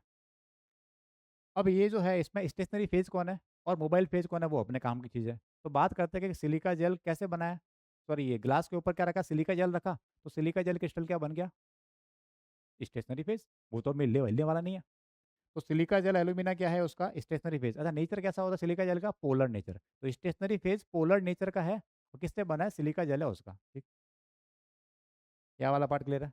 अब इसको उठा के रखना है तुम्हें किसी एक चैम्बर के अंदर, ऊपर से पैक करना है। ये तो डायग्राम बनाया बोतल वाला, ऊपर से पूरा पैक कर दो ताकि एयर का ट्रांसफर नहीं हो, तो डिस्टर्ब नहीं हो ये। एयर पैक करना पूरा, ठीक है। अब नीचे रखना है सॉल्वेंट यहाँ पे। यहाँ पे कुछ रख रखा है, कलर कौन सा ये ले लेते हैं। ये यहाँ पे रख रखा है सॉल्वेंट। मैं वाटर नहीं बोल रहा, सॉल्वेंट बोल रहा हूँ, ठीक है। यहाँ पे क्या है, एक सॉल्वेंट है, ठीक। और ये वाला एक स्पॉट था जो यहाँ से अपन ने कलर कौन सा लिया था, रेड कलर लिया था। सारा खेल समझ लो ध्यान से, ये समझ में आ गया तो क्वेश्चन सब हो जाएंगे। ये यहाँ पे तुमने एक स्पॉट रख दिया, सैंपल यहाँ पे तुम्हारा। ध्यान से सुन लो, सैंपल और वो जो पानी है उसमें डिफरेंस होना चाहिए ठीक ठाक। ज़्यादा क्लोज मत रख देना, नहीं तो क्या होगा, सैंपल नीचे चला जाएगा उसके अंदर। तो तुम्हें करना है, जहाँ तक पानी है उस लेवल से ऊपर होना चाहिए सैंपल। मतलब इतना लेवल पानी यहाँ भरा हुआ है तो उससे ऊपर। देखो जो थिन सीट है वो तो पूरी डिप करनी है, शीट शीट पूरी डिप हो गया अंदर तक। लेकिन जहाँ तक पानी है उस पानी से ऊपर रखना, थोड़ा सा सफिशियंट डिस्टेंस ऊपर रखना है वो सैंपल। नहीं तो क्या होगा, वो पानी के अंदर नीचे होता है ना, रिस्क चला जाएगा नीचे की तरफ, तो वो नहीं होना चाहिए, थोड़ा सा ऊपर रखना है। अब उस सैंपल में क्या अलग अलग कंपोनेंट है, अलग अलग कलर हो सकता है, अलग अलग कंपाउंड हो सकता है सैंपल के अंदर। अब क्या होगा, सर ये जो सिलिका जेल क्रिस्टल था, ठीक है। अब यहाँ पे क्या है, कैपिलरी एक्शन शुरू होगी। कैपिलरी एक्शन क्या होती है कि छोटी छोटी थिन लेयर बन जाती है, नैरो एकदम पाइप केसेस बन जाते हैं, उसमें पानी अपना ऊपर चला जाता है। अब बायो वालों ने बायो में पढ़ रखा होगा वैसे तो कैपिलरी एक्शन, और फिजिक्स में तुमने पढ़ रखा है 11th के अंदर कैपिलरी ट्यूब के अंदर। तो कैपिलरी एक्शन से क्या होगा, सॉल्वेंट ऊपर जाएगा। तो अभी तो ऐसा था, अब ये सॉल्वेंट जो है यहाँ पे वो क्या जाएगा, ऊपर जाएगा। ये सॉल्वेंट ऊपर जा रहा है, तो सॉल्वेंट ऊपर जाएगा तो सॉल्वेंट के साथ में उसके कंपोनेंट भी ऊपर जाएंगे। जो जिसका नेचर सॉल्वेंट के जैसा होगा वो सॉल्वेंट के साथ ज़्यादा ऊपर जाएगा, और जिसका नेचर सॉल्वेंट के अपोजिट होगा वो नीचे रहेगा। अब इसका उल्टा बोलता हूँ, जो ज़्यादा पोलर होगा वो नीचे रहेगा, क्योंकि सॉल्वेंट लिया नॉन पोलर। अभी मान रहा हूँ मैं, सॉल्वेंट कैसा लिया मैंने, नॉन पोलर। और ये सॉल्वेंट मूव करेगा तो ये हो गया मेरा mobile phase. Solvent non polar mobile phase. और जो शीट बनी मेरे पास थिन लेयर, ये क्या बनी, स्टेशनरी फेज, किससे, सिलिका जेल से बनी, ठीक है। अब उसके ऊपर क्या हो, वाटर एब्जॉर्ब होकर रह जाता है, खाली सीट नहीं है। अब इस सॉल्वेंट में दोनों चीज़ें, पोलर भी है नॉन पोलर, मतलब थोड़ा सा पानी होगा ही होगा। तो जो सिलिका जेल था उसके ऊपर पानी ऊपर आके चिप गया। तो जो पानी है वो एक्चुअल में काम करता है स्टेशनरी फेज का, एक्चुअल में काम वाटर का है यहाँ पे, ठीक है। अब क्या बोला सुनो, तुमने इसको डिप कर दिया, सॉल्वेंट ऊपर जाएगा कैपिलरी एक्शन से, तो ये सैंपल भी गीला हो जाएगा, भीग जाएगा, तो सैंपल भी साथ में ऊपर जाएगा, धीरे धीरे ऊपर जाएगा। अब उस सैंपल में जितना एडजॉर्प्शन किसी का ज़्यादा होगा किसी का कम होगा, उसके अकॉर्डिंग अलग अलग लेयर बन जाएगी। मान लेते हैं कि एक कंपोनेंट यहाँ पहुँच गया जो ज़्यादा पोलर था, दूसरा वाला कंपोनेंट यहाँ पहुँच गया, तीसरा वाला कंपोनेंट मान ले यहाँ पहुँच गया, और और येलो ले लेते हैं। एक कंपोनेंट ये अलग हो गया ना, हाँ यहाँ पहुँच गया, ठीक है। और सॉल्वेंट पहुँच गया यहाँ तक, कि उस पूरे का इस शीट के अंदर सॉल्वेंट यहाँ तक पहुँच गया। तो जहाँ तक सॉल्वेंट पहुँचा है उस पॉइंट को, उस लाइन को बोलते हैं अपन सॉल्वेंट फ्रंट, मतलब सॉल्वेंट का लेवल। तो सॉल्वेंट नीचे से चढ़ते चढ़ते ऊपर चला गया, कहाँ तक पहुँचा उसको बोलेंगे सॉल्वेंट फ्रंट। अलग अलग कंपोनेंट अलग अलग लेवल पे ऊपर जाएंगे, ठीक है। यहाँ तक ये अलग अलग कंपोनेंट अलग अलग लेवल पे ऊपर जा रहे हैं सॉल्वेंट के साथ में, किसी का ट्रेवल ज़्यादा किसी का कम होगा। अब जिसका नेचर सॉल्वेंट के जैसा होगा वो सॉल्वेंट के साथ ज़्यादा ऊपर जाएगा। और सॉल्वेंट कैसा लिया अपन ने, नॉन पोलर लिया, तो इसका मतलब जो नॉन पोलर होगा वो ज़्यादा ऊपर जाएगा। देखो कॉलम वाले में ऊपर से नीचे आना था, अब यहाँ पे उल्टा है, ठीक है। तो नॉन पोलर सॉल्वेंट था, ए वाला पार्ट जो भी रहा होगा, मान लेते ए और बी दो कंपोनेंट, तो ए मान लो यहाँ तक पहुँच गया, बी नीचे रह गया। ए सॉल्वेंट के साथ ज़्यादा ऊपर गया है तो ए हो गया नॉन पोलर। बी कम ऊपर गया है, इसका मतलब वो सिलिका जेल वाला जो पूरी सीट थी उससे चिपक गया होगा, एडजॉर्प्शन ज़्यादा हुआ होगा तो नीचे रहेगा वो। ये था पूरा खेल इसके अंदर, ठीक है। अब आते थोड़ा पढ़ लेते इसको, जो लिखा था उसको, फिर अपन चलेंगे क्वेश्चन की तरफ। ये पूरी कहानी थी, इसका एक काम करो स्क्रीनशॉट ले लो जल्दी से। ये पूरा असली खेल है यहाँ पे समझने के लिए। तो ये उसके रहा भाई पता, अभी कोई नहीं, मैं क्वेश्चन कराऊंगा तब बता दूंगा। मैं इसको रीड करके बता रहा हूँ, एक बार डायग्राम को कैप्चर कर लो, एक बार स्क्रीनशॉट ले लो, पूरा समझा दूंगा मैं, ठीक है। या देखो, ये वाला तो बता दिया, हाँ। क्या करना तुम्हें वापस सुन लो, जिसने ध्यान नहीं दिया था वो। ये पूरा सीट, ये चैम्बर है, एयर टाइट कर रखा, मतलब एयर आर पार नहीं हो रही चाहिए। ये पूरी एक थिन लेयर तुम्हारी सीट है, उसके ऊपर एक क्या है, सैंपल रख रखा है। सैंपल उससे थोड़ा ऊपर होना चाहिए, ज़्यादा नीचे हुआ तो वो अंदर चला जाएगा, वो नहीं करना। अपन चाहते हैं कि सॉल्वेंट के साथ ऊपर जाए, तो ये एक बेस लाइन खींच दी। जहाँ तक सॉल्वेंट जाएगा उसको नाम दे दिया सॉल्वेंट फ्रंट। अब उस ये जो सैंपल है उसमें अलग अलग कंपोनेंट अलग अलग डिस्टेंस तक ऊपर जाएंगे। अब याद देगा, थिन लेयर क्रोमेटोग्राफी क्या है, the glass plate is then placed in a close jar. तो जो थिन लेयर बना दी अपन ने, अब उसको क्या रखना है, क्लोज जार में प्लेस करना है। ठीक है, कर दिया। एज द इल्यूएंट राइजेस अप, इल्यूएंट क्या था, जिसको डाल रखा था, अब कॉलम क्रोमेटर में ऊपर डाला था अपन ने, यहाँ पे नीचे से ऊपर जा रहा है, तो इल्यूएंट राइजेस अप। एग्जाम में कंफ्यूजन होना, ये थिन लेयर में नीचे से ऊपर जाएगा solvent. Eluent rises up the plate, the component of the mixture move up along with the eluent. Component eluent के साथ साथ ऊपर जाएंगे, मतलब सॉल्वेंट के साथ ऊपर जाएंगे, to different distance depending on the degree of adsorption.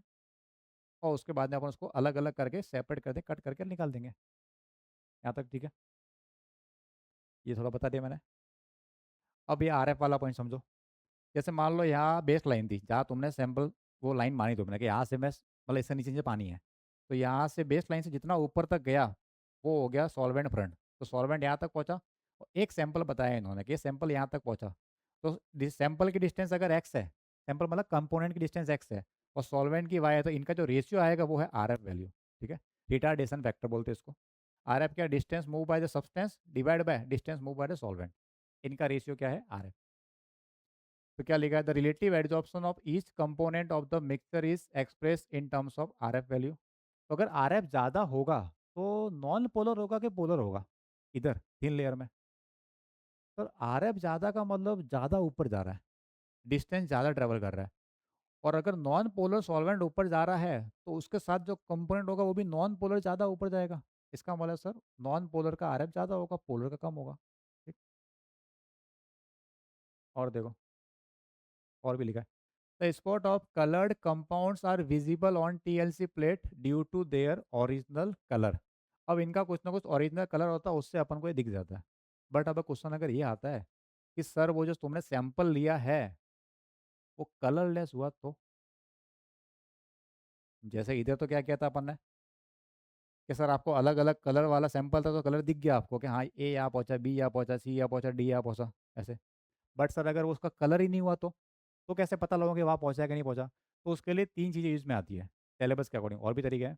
एक तो क्या है कि जो तुम्हारा ये सीट है उसके ऊपर ऐसा सब्सटेंस लगा दो पहले से, इस थिन लेयर के ऊपर ऐसा सब्सटेंस लगा दो जो धूप में रखने पे चमके, मतलब फ्लोरोसेंस जनरेट करे, कि लाइट आएगी तो चमकेगा। तो मान लो ये मैंने पूरा जो सीट थी वो क्या कर दी, मैंने जिंक सल्फाइड से रख दी, जेडएनएस, जिंक सल्फाइड की रख दी। वो क्या होगा, जैसे ही पार्टिकल टकराते हैं, वो पढ़ा होगा तुमने एटॉमिक स्ट्रक्चर में, अल्फा पार्टिकल स्कैटरिंग, कि जैसे टकराएंगे लाइट चमकती है। तो धूप में रखूंगा तो क्या होगा, चमकेगा। और जहाँ जहाँ पार्टिकल आया होगा ये, वो वाला पार्ट नहीं चमकेगा, डार्क हो जाएगा वो, कि बाकी जगह लाइट आ रही है, यहाँ पे डार्क दिख रहा है, इसका मतलब उस जगह तक सैंपल पहुँच गया। एक तरीका तो ये हो गया। दूसरा, अगर वो जो कंपाउंड है वो एमिनो एसिड का हुआ, जिसका तुम सैंपल दिया है, सैंपल किसका है, एमिनो एसिड का, तो एमिनो एसिड का एक टेस्ट पढ़ा था अपन ने बायोमोलिक्यूल्स के अंदर, कौन सा, नीन हाइड्रीन। तो क्या करूंगा मैं, नीन हाइड्रीन का सॉल्यूशन इस पर स्प्रे कर दूंगा पहले। तो क्या होगा, जहाँ जहाँ पे एमिनो एसिड गया होगा वहाँ पे मुझे कलर दिख जाएगा उसका। ठीक, कुछ कंपाउंड जो आयोडीन से रिएक्ट करते हैं उनको मैं आयोडीन वाले चैम्बर में रख दूंगा, कि जो आयोडीन से रिएक्ट करेगा उनका एक पर्टिकुलर कलर मिल जाएगा। तो उसमें ये तरीका होता है, यूवी लाइट, नीन हाइड्रीन, और आयोडीन वाला I2। ये समझ में आ गया था आरएफ क्या था, कैसे निकाला था। अब आगे देखो, स्पॉट ऑफ कलरलेस कंपाउंड है which are invisible to the eye, अपन को नहीं दिखेगा। Fluorescence in UV light can be detected by putting the plate under ultra violet light. तो क्या करेंगे, पहले उस प्लेट के ऊपर लगा देंगे फ्लोरोसेंस, ऐसा सब्सटेंस जो लाइट में चमके। वो जो चमक रहा था, पूरी प्लेट चमक रही थी पहले तो, कि जहाँ जहाँ पार्टिकल आया होगा वो वाला पार्ट नहीं चमकेगा, इसका मतलब यहाँ यहाँ पार्टिकल है, एक तरीका हो गया। दूसरा, another detection technique is place the plate in a covered jar containing few crystal of iodine। एक जार में रखो जिसमें आयोडीन क्रिस्टल है। आयोडीन कैसा, सब्लिमेटिंग वेपर बनेगी आयोडीन की, और वेपर जाके उससे रिएक्ट करेगी। Spot of compound which adsorb iodine will show brown spot. और जो जो आयोडीन को एड्सॉर्ब करेगा वहाँ वहाँ ब्राउन कलर दिख जाएगा, उससे पता पड़ गया अपने को।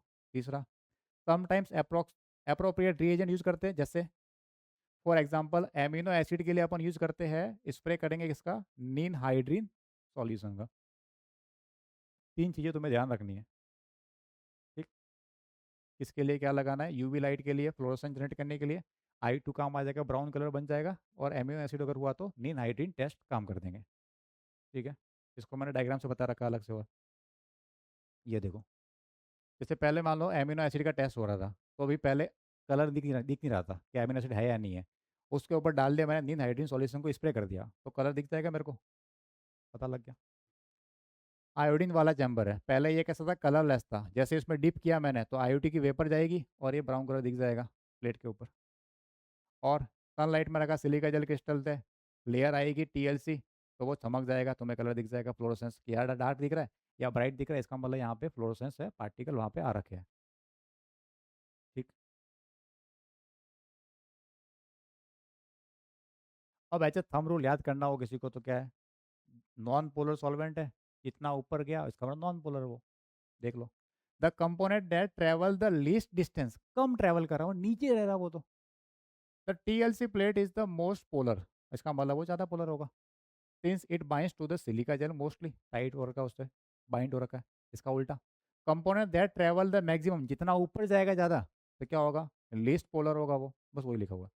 अच्छा एग्जाम्पल देखना यहाँ पे, ये तुम्हारी थिन लेयर है, यहाँ पे सैंपल था, ये सी है, ये ए है, ये बी है, और सी की डिस्टेंस है 1 सेंटीमीटर, ओरिजिन से ए की डिस्टेंस है 2 सेंटीमीटर, और बी की डिस्टेंस है 3 सेंटीमीटर, और सैंपल का जो सॉल्वेंट फ्रंट है वो गया है 5 सेंटीमीटर। तो अब सबका अलग अलग आर एफ निकाल सकते हैं। अगर मुझे ए का आर एफ निकालना होगा, ए का नहीं, पहले निकालते सी का। सी डिस्टेंस ट्रेवल कितनी किया, 1 सेंटीमीटर ट्रेवल किया, तो 1/5। बी के लिए क्या आएगा, 2/5, और नहीं सॉरी, सी के लिए क्या आएगा, आर एफ ऑफ सी, सी ने ट्रेवल किया 1 सेंटीमीटर और सॉल्वेंट ने किया है 5। ठीक है। आर एफ ऑफ सी के बाद नीचे लिखा, ऊपर ए लिखा है, तो ए में ए ने ट्रेवल किया 2 centimetre, total 5। Sir R F of B, sir 3/5, तो ये वैल्यू आ जाएगी उसकी। ठीक है। पीछे टेबल में दे रखी है मैंने वैसे, ये टेबल बना के दे दिया है। आर एफ, सी ने 1 सेंटीमीटर ट्रेवल किया था, 1/5, ए ने 2/5, 3/5, इससे निकल जाएगा। तो based on the R F value, component of C is most polar, क्यों, सी नीचे रह रहा है तो सी ज़्यादा पोलर होगा। ठीक। कैंसर समझा दिया। अब चलते हैं अपन थोड़ा क्वेश्चन की तरफ, उससे तुम्हें पता पड़ेगा कि कितना समझ में आया कितना समझ में नहीं आया। चलो जरा थोड़ी देर क्वेश्चन से। 2024।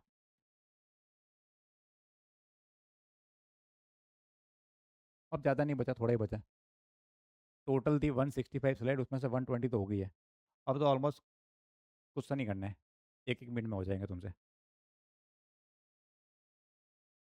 एक और टॉपिक है खाली, पेपर क्रोमेटोग्राफी, तो मान लो आधा घंटा और। अब आज एक क्वेश्चन तो पूरा करके ही जाएंगे, एग्जाम में कैसा भी क्वेश्चन आ जाए अपने से होना चाहिए।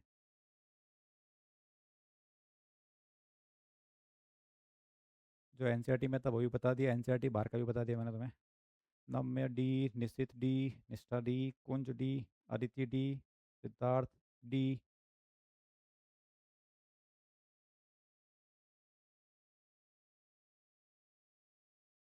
आर्नवी डी, माज डी। तो यस, तेरा आंसर नहीं आया।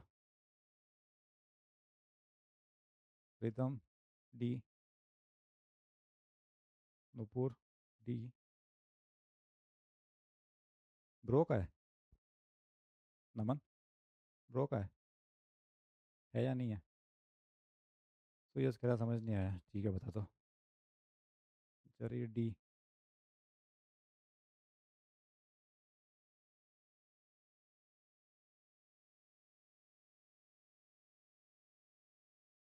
चलो। अच्छा, मानसी नाम है क्या तेरा। अच्छा, मेरे को तुम्हारा निक नाम याद है, बाकी कुछ याद नहीं है। हम्म। तो किसका डाउट था, क्या क्वेश्चन पूछा है। Correct statement among the following for a chromatography purification method, organic compound run faster, ये कह रहा ऑर्गेनिक कंपाउंड ज़्यादा फास्ट रन करते हैं देन सॉल्वेंट। कोई सॉल्वेंट से ज़्यादा फास्ट भाग सकता है क्या। हेलो। सॉल्वेंट जो ट्रैवल कर रहा है क्या उससे भी फास्ट निकल जाएगा आगे कोई? नहीं सर, झूठ बोल रहा है सर, ये तो झूठ बोल रहा है। Non polar compounds are retained at the top and polar compounds come down in the column chromatography. Question देखो पहले किसका पूछा है, कॉलम का पूछा है। कॉलम वाले में क्या था, ऊपर से नीचे, कॉलम में ऊपर से नीचे मूव कर रहा था। तो non polar compounds are retain at the top, तो नॉन पोलर होगा वो ऊपर रहेगा, नहीं सर। कि कॉलम वाले में तो सॉल्वेंट आ रहा था नॉन पोलर, तो सॉल्वेंट के साथ में नॉन पोलर नीचे चला गया था, तो इसका मतलब नॉन पोलर तो नीचे जाएगा। ये क्या कह रहा है, non polar compounds retain at the top. नहीं सर, झूठ बोल रहा है सर ये भी। टॉप पे नहीं सर, वो बॉटम में मिलेगा अपने को, जल्दी निकलेगा। R F is an integral value. R F integer आएगा क्या? आर एफ क्या था, सब्सटेंस बाय सॉल्वेंट, और सॉल्वेंट की वैल्यू हमेशा ज़्यादा होगी, डिस्टेंस ट्रेवल बाय सॉल्वेंट ज़्यादा होगा, इसका मतलब वन से तो कम ही आएगा, मैक्सिमम वन आ सकता है, इक्वल होगा तो। इसका मतलब सर इंटीजर नहीं है, सर झूठ बोल रहा है ये भी, फ्रैक्शन में आएगा ये तो। अब चेक करना है, चलो। Are F of a polar compound is smaller than that of non polar compound. Polar compound का आर एफ स्मॉलर है, पोलर कंपाउंड मतलब कम ट्रेवल करेगा, और कम ट्रेवल करेगा तो आर एफ कम आएगा। अब वो थिन लेयर हो या कॉलम हो, दोनों के लिए सेम है। पोलर कंपाउंड किसी में भी हो, दोनों में कम ट्रेवल कर रहा था, नॉन पोलर सॉल्वेंट के रेस्पेक्ट में जब मेंशन नहीं किया मतलब नॉन पोलर सॉल्वेंट मान रहे हैं पर, तो दोनों में कम आ रहा। हाँ सर, ये वाली बात सही है। तो मैक्सिमम का आंसर तुम्हारा डी था, वेरी गुड। तो ये आंसर क्या है, डी। चलो, गुड। तो यस, हो गया क्लियर? तो यस, समझ आया? ये वाला क्वेश्चन करो। यस, ठीक है। कलर थोड़ा वो ब्लर हो रहा होगा, मैं थोड़ा ठीक कर देता हूँ उसको। यहाँ पे है ए, यहाँ पे है सी, और यहाँ पे है बी। यहाँ मैं एक और काम कर सकता हूँ, मैं चाहूँ तो रेड कर दूँ इसको, इसको लाल कर देता हूँ मैं। ये लाल कर दिया इसको मैंने, ठीक है। ये वाला है सी, रेड कलर है सी, ठीक। और जो ऊपर वाला ब्लैक कलर है वो ए है, ये वाला ब्लैक कलर है वो बी है। अब तुम्हें दिख रहा होगा, ठीक। और ये है बेस लाइन, ऊपर एक सॉल्वेंट लाइन है, ये यहाँ तक सॉल्वेंट जा रहा है, यहाँ तक सॉल्वेंट गया है, ये बेस लाइन है। ए सबसे ऊपर है, सी बीच में है, और बी सबसे नीचे है। जरा ट्राई करो। करेक्ट ऑर्डर ऑफ इल्यूजन, मैंने कहा था ना ऐसे वर्ड मिलेगा एग्जाम में तुम्हें, इल्यूट, इल्यूजन। ये नहीं बोला कि फास्ट मूव कर रहा है, वो ऐसे ही वर्ड लगाते हैं, उनको पता नहीं, मज़ा आता है ऐसे क्वेश्चन में, ऐसे वर्ड लगाने में। करेक्ट ऑर्डर ऑफ इल्यूजन मतलब ये कह रहा है कि सबसे पहले कौन निकला होगा, फिर बाद में कौन, फिर बाद में कौन। तो क्या क्या आंसर आ रहा है, नम्बे का बी ऑप्शन आ रहा है, तो यस का बी, बी बी बी, ए भी आ रहा है, नहीं सी आ रहा है किसी का, नमन के आ रहा है बी सी ए, मतलब बी आ रहा है, नुपुर बी, शरीर बी, अर्नवी बी, मानसी का भी आ रहा है। चेक करें। तो पहले तुम ये देखो कि क्वेश्चन कॉलम वाला है कि वो वाला है, टीएलसी है, थिन लेयर है। तो पहले वो देखो ऊपर क्या पूछा है, थिन लेयर मतलब क्या होगा, नीचे से ऊपर जाएगा सब्सटेंस, ठीक। तो करेक्ट ऑर्डर ऑफ इल्यूजन मतलब जल्दी बाहर कौन निकलेगा, तो बाहर मतलब ऊपर से बाहर कौन निकलेगा। हेलो, कॉलम क्रोमेटोग्राफी नहीं है ये, थिन लेयर है, मतलब थिन लेयर में नीचे से ऊपर जाती चीजें, तो नीचे से ऊपर जा रही है, तो जो ऊपर पहुंच गया होगा वही तो निकलेगा पहले ऊपर। सबसे ऊपर कौन पहुंच गया, सबसे ऊपर ए पहुंच गया, ए पहले बाहर निकलेगा फिर सी निकलेगा, फिर भी निकलेगा। ये किसी का आंसर है कि नहीं है? एक सेकंड, ऐसा तो ऑप्शन ही नहीं है कहीं। और सॉरी, क्वेश्चन ये नहीं है, कंफ्यूज करने कुछ और पूछा है, हाँ। थिन लेयर का डायग्राम दिया है, और क्वेश्चन पूछा है सिलिका जेल, ये कॉलम क्रोमेटोग्राफी पे। हाँ चलो, क्या देखना, पहले इसे समझते हैं। पहले बात करता हूँ मैं अच्छा क्वेश्चन है, तो बढ़िया क्वेश्चन है। पहले बात करता हूँ मैं टीएलसी की। टीएलसी के अकॉर्डिंग सबसे पहले कौन बाहर निकला होगा, ए। टीएलसी में इल्यूजन का ऑर्डर, ELUTION, सबसे पहले सर ए निकला, फिर सी निकला, फिर बी निकला, ठीक है। अच्छा, टीएलसी में कुछ मेंशन नहीं किया, मतलब नॉन पोलर सॉल्वेंट है, तो ये नॉन पोलर का नेचर क्या होगा, सर ये वाला होगा सबसे ज़्यादा नॉन पोलर, क्योंकि सॉल्वेंट के साथ में क्या है, और ये होगा लीस्ट नॉन पोलर, सबसे लास्ट वाला, मतलब पोलर बोल सकते हो। अब बात करते हैं अपन क्रोमेटोग्राफी, कॉलम क्रोमेटोग्राफी की। कॉलम क्रोमेटोग्राफी को ऊपर से नीचे लाना है, और कॉलम में और दोनों के अंदर सॉल्वेंट सेम मान रहे हैं अपन, क्योंकि मेंशन नहीं किया कुछ भी, इसका मतलब दोनों कैसे नॉन पोलर, तो इसके अंदर भी ऑर्डर वही आएगा फिर। मेरा तो ये आ रहा है अभी भी, क्योंकि अब मैं जब ए सी बी को कॉलम में रखूंगा, ए भी है, सी भी है, बी भी है, ऊपर सॉल्वेंट के साथ नॉन पोलर, तो वो नॉन पोलर के साथ में क्या जाएगा, नॉन पोलर जाएगा। ए वाला नॉन पोलर था तो जल्दी चला गया, तो ए सी बी आ रहा है मेरा तो। ऐसा तो ऑप्शन ही नहीं है। कुछ टाइपिंग मिस्टेक हुई क्या, या समझने मिस्टेक की है, बताओ जरा। तुम्हारा तो भी आ रहा है। Correct order of illusion in the silica jail column chromatography, सबसे पहले इल्यूजन तो ए का होगा।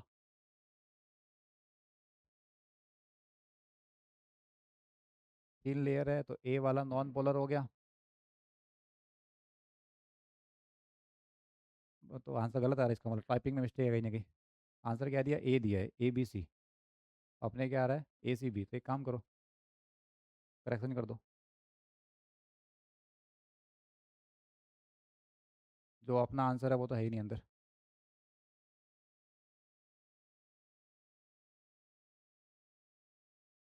ए सी बी, ठीक है।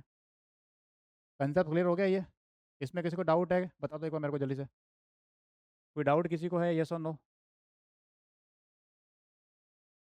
सर बोला कहा है कि नॉन पोलर है, अपन ने पढ़ा ही कैसे, नॉन पोलर के हिसाब से पढ़ा है। जब भी मेंशन नहीं कर रहा है इसका मतलब सॉल्वेंट को नॉन पोलर ही एज्यूम कर रहे हो वो, ठीक है। तो यस, ए सी बी है ना, कहाँ दिख रहा है ए सी बी तुम्हें, एक सेकंड। आंसर क्या लिखा है, आंसर तो ए दिया, वो तो पक्का ही गलत है। In the present case A eluted first, A जल्दी बाहर निकला, ठीक है, this indicate B adheres to the adsorbent, hence B will travel smaller distance from the, ये किसी और का आंसर लिखा है।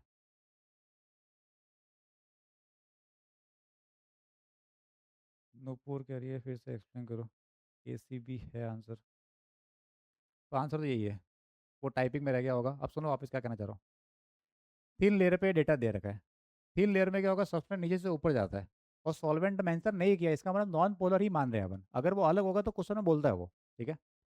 अंडरस्टूड है कि नॉन पोलर मानना तुम्हें जब भी क्वेश्चन करो तो नॉन पोलर सॉल्वेंट जब ट्रैवल करेगा, क्योंकि यहाँ कहीं लिखा है इसने कुछ कुछ मेंशन नहीं किया, ठीक है। नॉन पोलर सॉल्वेंट ऊपर जाएगा तो नॉन पोलर सब्सटेंस ऊपर जाएगा, ए वाला ज़्यादा ऊपर दिख रहा है मेरे को, मतलब ज़्यादा ट्रैवल कर दिया, तो नॉन पोलर सॉल्वेंट के हिसाब से ए नॉन पोलर हो गया, तो ए क्या हो गया, ज़्यादा डिस्टेंस ट्रैवल कर दी, ठीक। फिर क्या आएगा, सी, फिर आएगा बी। तो टीएलसी का ऑर्डर क्या है, ए पहले बाहर निकला, फिर सी बाहर निकलेगा, फिर बाहर निकलेगा, बाहर निकलेगा मतलब कट करके अलग करेंगे यहाँ पे, ठीक। अब क्वेश्चन क्या पूछ रहा है, correct order of illusion in the silica jail column chromatography. अब सिलिका जेल कॉलम क्रोमेटोग्राफी उसकी बात कर रहा है, तो सिलिका जेल कॉलम क्रोमेटोग्राफी का मतलब, जो सिलिका जेल है वो तो क्या बन गया, पोलर हो गया। अब अगर पोलर चीज है एक स्टेशनरी फेज, तो ऊपर से जो आएगा वो नॉन पोलर ही आएगा, वो वही मान रहे थे हम वैसे भी। ऊपर से आ रहा नॉन पोलर, तो नॉन पोलर क्या करेगा, नॉन पोलर को बाहर निकाल देगा। तो नॉन पोलर कौन होगा, जो ये ऑर्डर आया था वही है, तो इसका मतलब ए पहले बार आएगा, फिर सी बार आएगा, फिर बी आएगा, तो ए सी बी, आंसर ए, ठीक है। अंडरस्टूड। नुपुर, समझ में आगे बेटा, ठीक है। ये वाला क्वेश्चन बताओ जरा।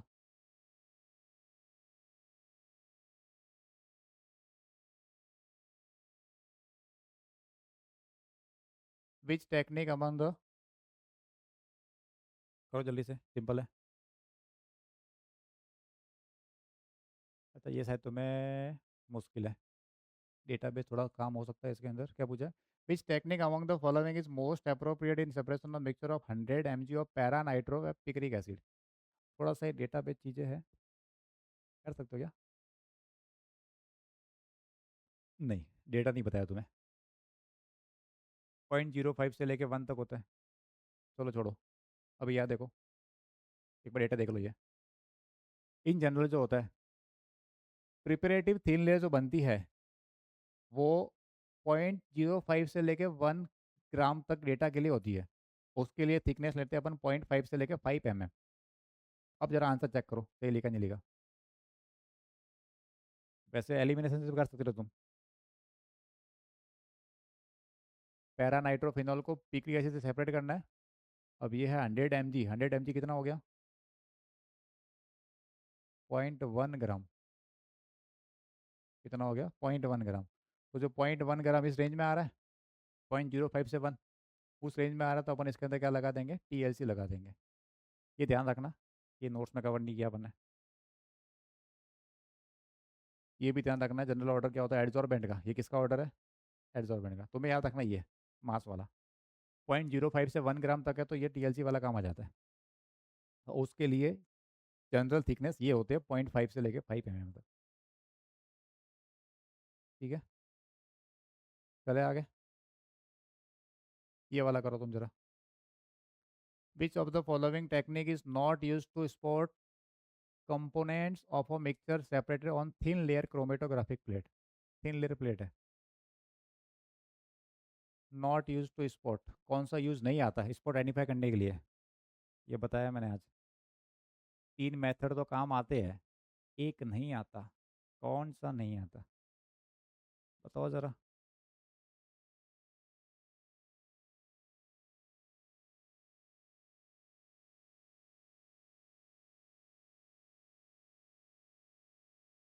आंसर क्या आ रहा है? निष्ठा, कुंज, ख्याति, अर्णव, सुयस, रितम, जरीर। करण का क्या? करण तो है या नहीं है? और एक वो का है, मैक। आंसर नहीं आ रहा मैक का। हम्म, रिदम, जरीर, नुपुर, अदिति, निशित, माज, दक्ष, सबका आ रहा है सी। आंसर चेक करें। आंसर तुम्हारा सही है, वेरी गुड। मैक प्रेजेंट है बेटा, नहीं है तो ठीक है, हो गया सी वाला। ये करो जरा, क्वेश्चन नंबर 40 आज का। Chromatography technique verification of compound is independent of. Independent of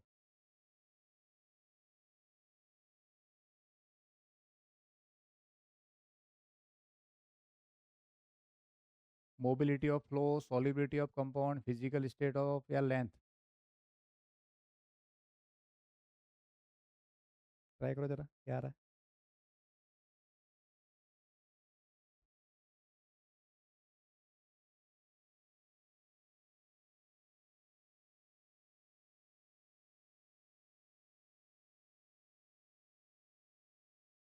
D भी आ रहा है, सी भी आ रहा है, बी भी आ रहा है, मिक्स में कर रहे हो। चलो अच्छी बात है, गलती हो रही है यहाँ पे। किस पे डिपेंड करता है? Answer C. इस पे डिपेंड नहीं करता। कैसे समझो इसको? गलती करो मैं समझ लो। इन क्रोमेटोग्राफी टेक्निक, अब क्रोमेटोग्राफी कौन सा वो नहीं बताया, दोनों की बात कर लेते हैं अपन। तो purification of compound is independent of, किस पे डिपेंड नहीं करेगा? पहला, मोबिलिटी और फ्लो ऑफ सॉल्वेंट सिस्टम, के सॉल्वेंट कितना मूव कर रहा है उस पर डिपेंड करेगा। सॉल्वेंट ज़्यादा मूव करेगा उसके रेस्पेक्ट में डिपेंड होगा कि कितना मूव कर रहा है, तो ये तो रोल है कहीं ना कहीं। Solubility of the compound, compound कितना सॉल्युबल है। अगर कंपाउंड नॉन पोलर में ज़्यादा सॉल्युबल हुआ तो नॉन पोलर के अकॉर्डिंग मूव करेगा, ऊपर या नीचे जहाँ पे भी है, तो इसका मतलब डिपेंड तो कर रहा है। डी पे आते हैं। लेंथ ऑफ द कॉलम और TLC प्लेट, TLC प्लेट की जो लेंथ है उस पर भी डिपेंड करता है। लेंथ कम ज़्यादा होने पे इसमें जो किस पे ज़्यादा प्योरीफिकेशन है वो कम ज़्यादा हो जाता है। अब एक सी को डी को वापस देखेंगे। सी में क्या लिखा है? Physical state of the pure compound. Pure compound की फिजिकल स्टेट क्या है? मान लो अगर सॉलिड फेज में है, उसको तुमने मिक्स किया है, या लिक्विड पार्ट है, उससे फर्क पड़ेगा? सोच के बताओ। Physical state of the pure compound, pure compound की फिजिकल स्टेट। प्योर कंपाउंड अगर सॉलिड फेज में हुआ तो उसके साथ ट्रैवल करेगा। सॉलिड का तुमने सॉल्यूशन बना दिया तब भी ट्रैवल कर लेगा। मैटर कर रहा है? नहीं कर तो रहा। डी में क्या लिखा है? लेंथ ऑफ द कॉलम और TLC प्लेट। अगर कॉलम है तो कॉलम, और TLC है तो प्लेट। लेंथ अगर ज़्यादा होगी तो ट्रैवल कम होगा, ज़्यादा ट्रैवल करेगा। हाँ ऐसे देखो उसको। अगर कॉलम की लेंथ ज़्यादा है तो ज़्यादा डिस्टेंस तक ट्रैवल करेगा वो, तो सेपरेशन थोड़ा सा कम हो जाएगा। तो मैटर तो कर रहा है। टेक्निक मैटर कर रही है। आंसर देख देख भाई क्या लिखा। In chromatography technique purification is independent of physical state of the pure compound. Pure compound क्यों डिपेंड नहीं कर रहा? अगर वो सॉलिड फॉर्म में हुआ तब भी सॉल्यूशन बन के ऊपर जाना उसको, या पोलर नेचर का सॉल्वेंट हुआ तब भी ऊपर जाना उसको। मतलब सॉलिड बनने के बाद उसके आयंस बनेंगे, या पहले से पोलर है, तो दोनों केस में उसका नेचर सेम ही आने वाला है। तो ये मैटर तो नहीं कर रहा। टीएलसी की लेंथ पे कैसे, वापस सुन लो इधर। ठीक है, लेंथ कॉलम की ज़्यादा होगी तो उसमें ट्रेवल करने वाली चीज़ें भी ज़्यादा होगी, तो अफेक्ट तो करेगा उसको, टेक्निक उसको अफेक्ट करेगी। ये कहना चाह रहा है। तो किससे अफेक्ट बिल्कुल नहीं होगा, फिजिकल इशू से अफेक्ट नहीं होगा वो। इसका आंसर बताओ जरा आप। In chromatography which of the following statement is incorrect? क्या चाहिए इसको? इनकरेक्ट चाहिए।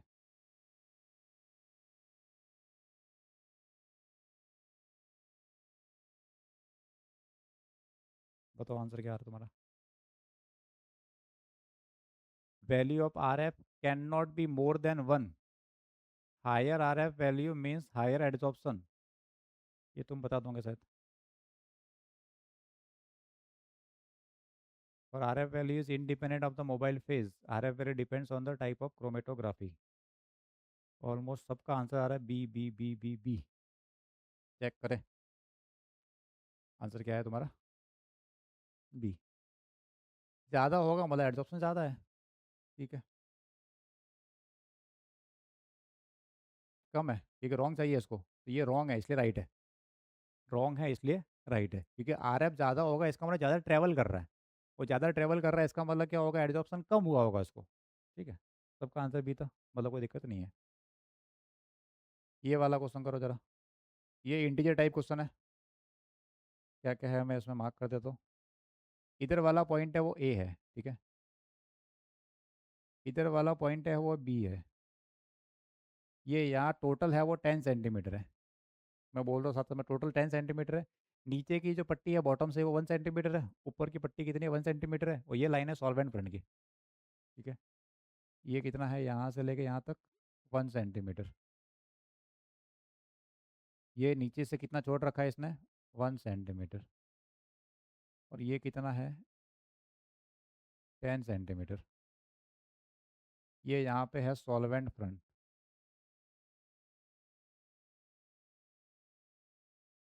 सॉल्वेंट फ्रंट है वो, ठीक है।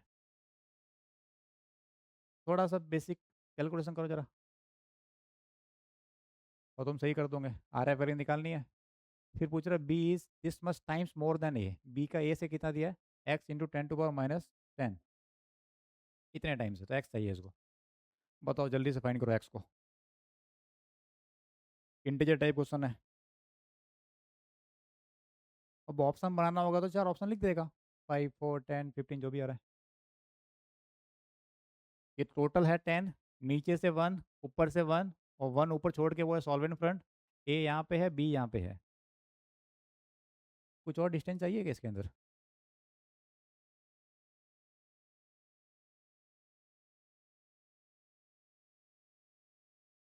बिना डिस्टेंस के हो जाएगा तुमसे? नहीं होगा। कैसे करोगे तुम? कुछ तो मिसिंग है।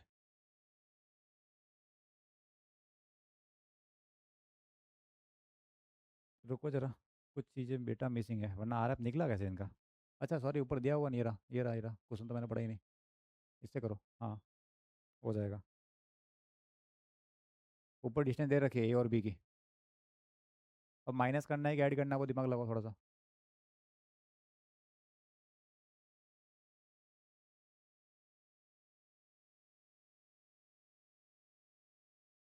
उन जगह आंसर आया एक तो।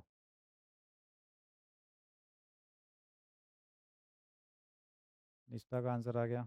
दो लोगों का आंसर आया, दोनों का अलग है। देखते हैं। नमन का।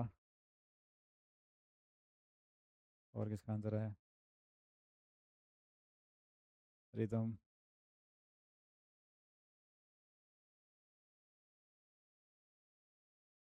निश्चित। बंटू। 14 आ रहा तेरे। गुड। ब्रो आंसर कमेंट कर। मार्च 14। अदिति 14, जरीर 14, मतलब काफ़ी का 14 आ रहा है, वाला हो सकता है सही हो फिर तो। बॉस का सेम आ रहा है। मानसी मुझे नहीं आ रहा बेटा, क्या कर रही है तू? फोकस पूरा यहीं पे रखो तो हो जाएगा। नुपुर 14, मिस्टर 14। चलो जरा एक बार कैलकुलेशन करो। ब्रो को नहीं आ रहा है। क्या पूछ रहा है ये? TLC distance of spot A and B are 5 and 7 centimetre. कहाँ से दिया? From the bottom of the TLC, ठेठ नीचे से दिए। बॉटम से दिए कितनी?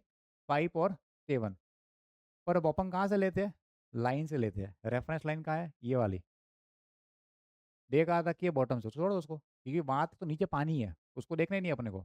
रेफरेंस लाइन कौन सी होती है? जहाँ पे वो सैंपल रख रखा है। और सैंपल कहाँ रखा होता है? यहाँ पे रखा है। वो मेंशन नहीं किया, वो तुम्हें खुद ही समझना होता है। ठीक है। वो बताएंगे नहीं कभी कि सैंपल यहाँ पे है, वो तुम्हें खुद ही समझना है। तो लाइन खींच रखी है बॉटम से, क्योंकि क्या बोला था, पूरा डीप नहीं करना है। ठीक है। तो मुझे बताओ ए की डिस्टेंस कितनी आई? तो एक काम करते हैं, मैं लिखता हूँ आर एफ ऑफ ए कितना आएगा वो लिख देता हूँ। और आर एफ ऑफ बी कितना आएगा वो लिख देता हूँ मैं। आर एफ ऑफ ए का मतलब ए की डिस्टेंस देखनी है।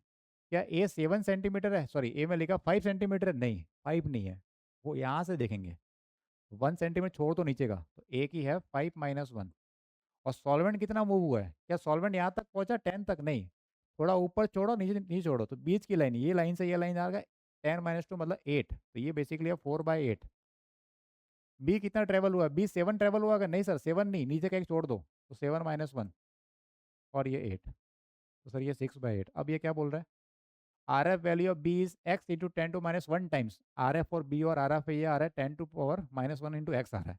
ठीक है, चल लिख देते हैं मैं। तो ये जो 6/8 है, 6/8 इज इक्वल टू, इसको देखो यहाँ से लिख रहा हूँ मैं, R F of B is this much times more than A. इतने टाइम्स ज़्यादा है ए से, मतलब इतने टाइम्स ही है, बेसिकली क्वेश्चन ये था। तो ये बी की वैल्यू, मैं लिख तो था ऐसे, वापस सुन लो इधर। R F of B is X into 10⁻1 times R F of A. R F of A. R F of B कितना है? सर वो आ गया 6/8। X into 10⁻1। सर ये ए कितना है? ए है क्या 4/8। कटने कुछ आ रही है? तुम क्या बताओ? हाँ सर 8 से उठा दो, इनको इधर भेजो। तो ये आएगा मेरे पास एक्स इज इक्वल टू 6, तो ऊपर ये दोनों नीचे आ जाएंगे डिवाइड में। नीचे आ गया एक तो 10⁻1 इंटू 4, तो 10⁻1 हो गया 60, 60/4। 15 आ रहा है क्या? तुम्हारे सबके 14 कैसे आ रहा है? कि मेरे गलत आ रहा है? तुम सबके 14 आ रहा है, मेरे आ रहा है 15। 60/4 कितना होता है?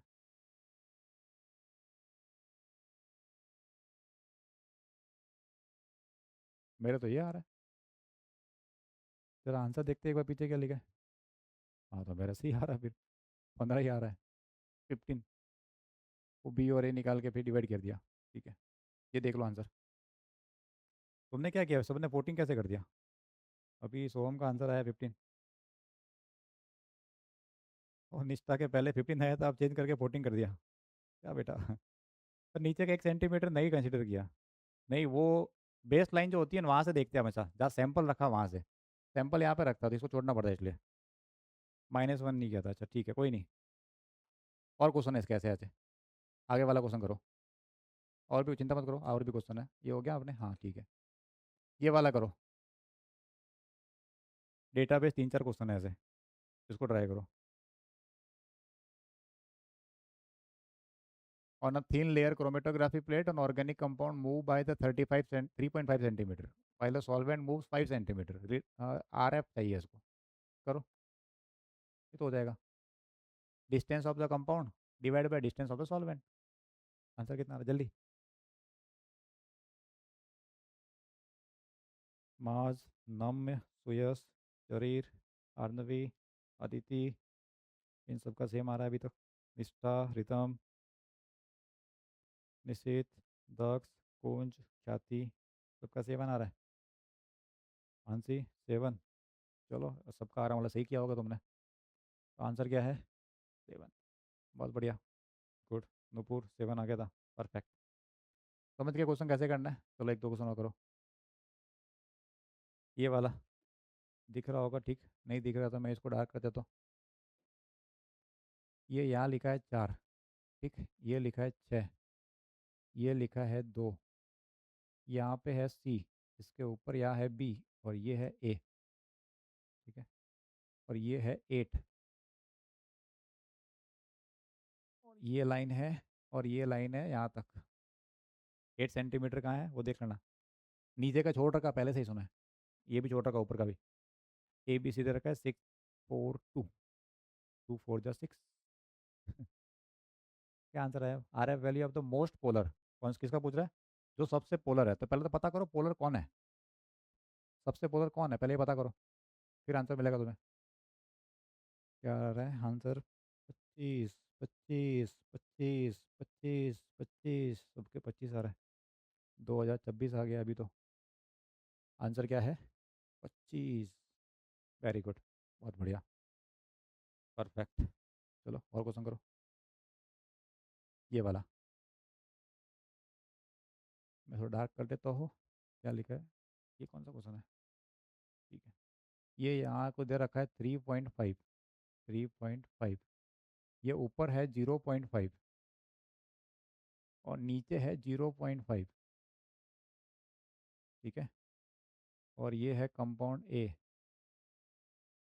एरो कहाँ से का है? यहाँ से लेके यहाँ तक का एरो है, वो है 3.5। नीचे का 0.5, ऊपर का 0.5, और ये यहाँ यहाँ का जो लाइन है, ये है सॉल्वेंट फ्रंट। ये है सॉल्वेंट फ्रंट।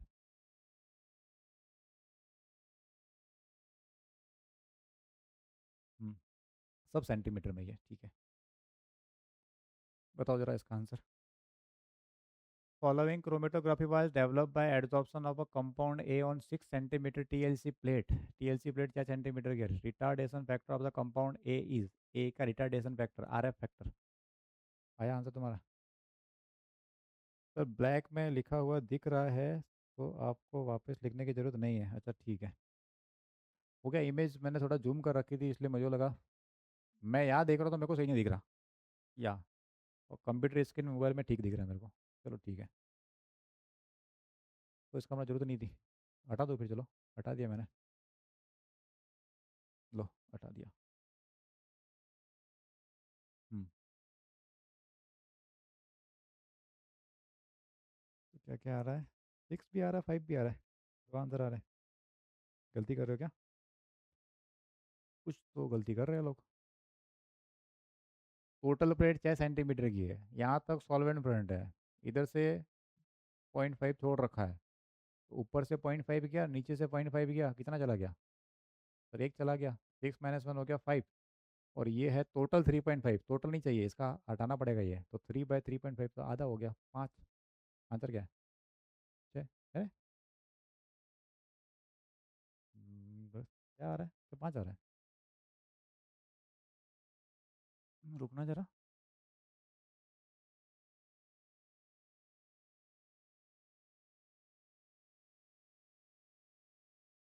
6 सेंटीमीटर कहाँ पे दिया है? TLC प्लेट दी है। Retardation factor of the compound A, A ने ट्रेवल किया है यहाँ से यहाँ तक 3.5।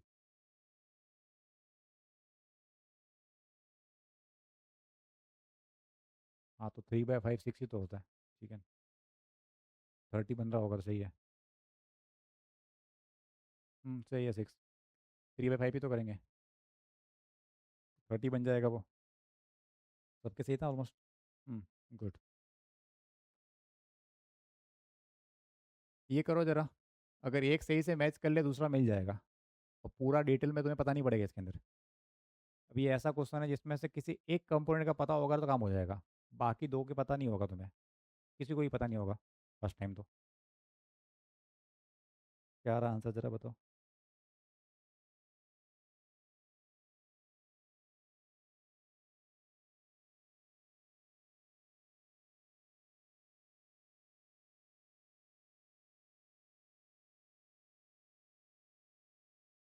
तो यश का डी आ रहा है, सोहम डी, नमन डी, ख्याति बी, अदिति डी, कुंज बी, निष्ठा बी, प्रीतम बी। अलग अलग आंसर आ रहा है, गड़बड़ कर रहे कुछ ना कुछ। तुम्हें तो खाली इसके बारे में बता रखा है कि एलुमिना क्या होता है, ना बेंज एल्डेड का पता है, ना अपने को पता है एसीटोनाइट्राइल का। मुझे तो ये पता है कि एलुमिना क्या होता है। लड़की, याद करो, ब्यूटी पार्लर एड्स और बैंड, मेरे को तो ये पता है। कि वो एडजॉर्बेंट है, बाकी का नहीं पता। तो क्या आ गया, क्यू का सेकंड एक ही जगह पे है। अब कुछ क्वेश्चन वैसे आएंगे जिनके बारे में प्रॉपर नॉलेज नहीं होगा कि वो मोबाइल फेज है या एडजॉर्बेट की तरह काम करेगा। तो एक ऐसा ऑप्शन होगा कि जिससे तुम्हें एलिमिनेशन कर पाओ। और बेंज एलियट के बारे में नहीं पता अपने को, एसिटोटाइटल नहीं पता, लेकिन ये पता था कि ये सेकंड है, वो एक ही ऑप्शन में मैच कर रहा है ऐसा। अब तुम बोलोगे सर दो जगह मैच किया तो लगाओ लॉजिक फिर इसके पीछे का। ठीक है। पी का आ रहा है थर्ड, बेंज एल्डिहाइड में थर्ड मैच कर रहा है एड्सॉर्बेट। और आर का आ रहा है वन, एसीटोनाइट्राइल का आ रहा है मोबाइल फेज। कोई लॉजिक नहीं है, वैसे मैच नहीं करेंगे। तो एग्जाम में अगर दो ऑप्शन ऐसे आ जाएंगे तो फिर वो जिसको पता होगा कि ये कैसे काम आता वही कर पाएगा। ठीक है। फिर भी थोड़ा देखो बता रहे हो तुम्हें। अच्छा, तुम्हें कभी ये सुना है कि एल्डिहाइड एक सॉल्वेंट है? बताओ। नहीं सुना? बेंज एल्डिहाइड क्या है, एक रिएजेंट है, सॉल्वेंट तो नहीं है। तो इसका मतलब सॉल्वेंट नहीं है तो मोबाइल फेज तो नहीं होगा। हेलो। अगर सॉल्वेंट नहीं है तो मोबाइल फेज तो नहीं होगा। तो इसलिए ये पी वाला वन तो नहीं होगा। तो फिर ये हो सकता है कि वो एड्जॉर्बेट हो। इसलिए पी का थर्ड यहाँ पे मैच कर रहा है। ठीक है। हाँ, तुम्हारा आंसर क्या था? B B B. बी था क्या? चलो बहुत बढ़िया। आंसर क्या था? बी। ठीक है। ये क्वेश्चन करो जरा, A R based assertion reason.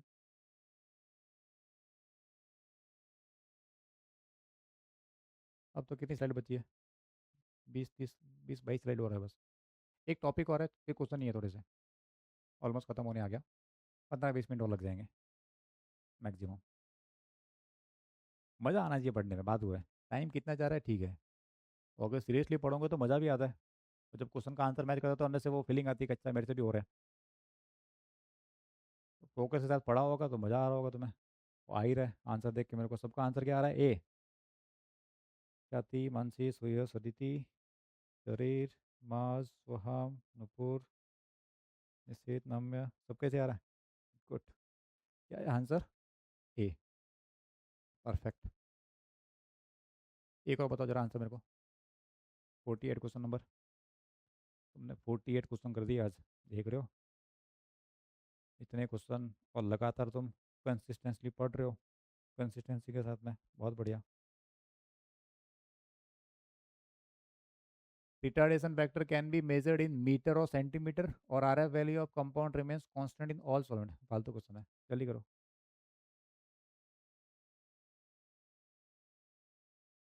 ये कह रहा है R F factor metre centimetre में, हट झूठ बोल रहा है। आर एफ किस में मेजर करते हैं? रेशियो, वो तो रेशियो क्या होता है, यूनिटलेस। कुछ भी। क्या आंसर है तुम्हारा? Answer C. ठीक है, बहुत बढ़िया। सबका आंसर क्या था? सी था। Very good.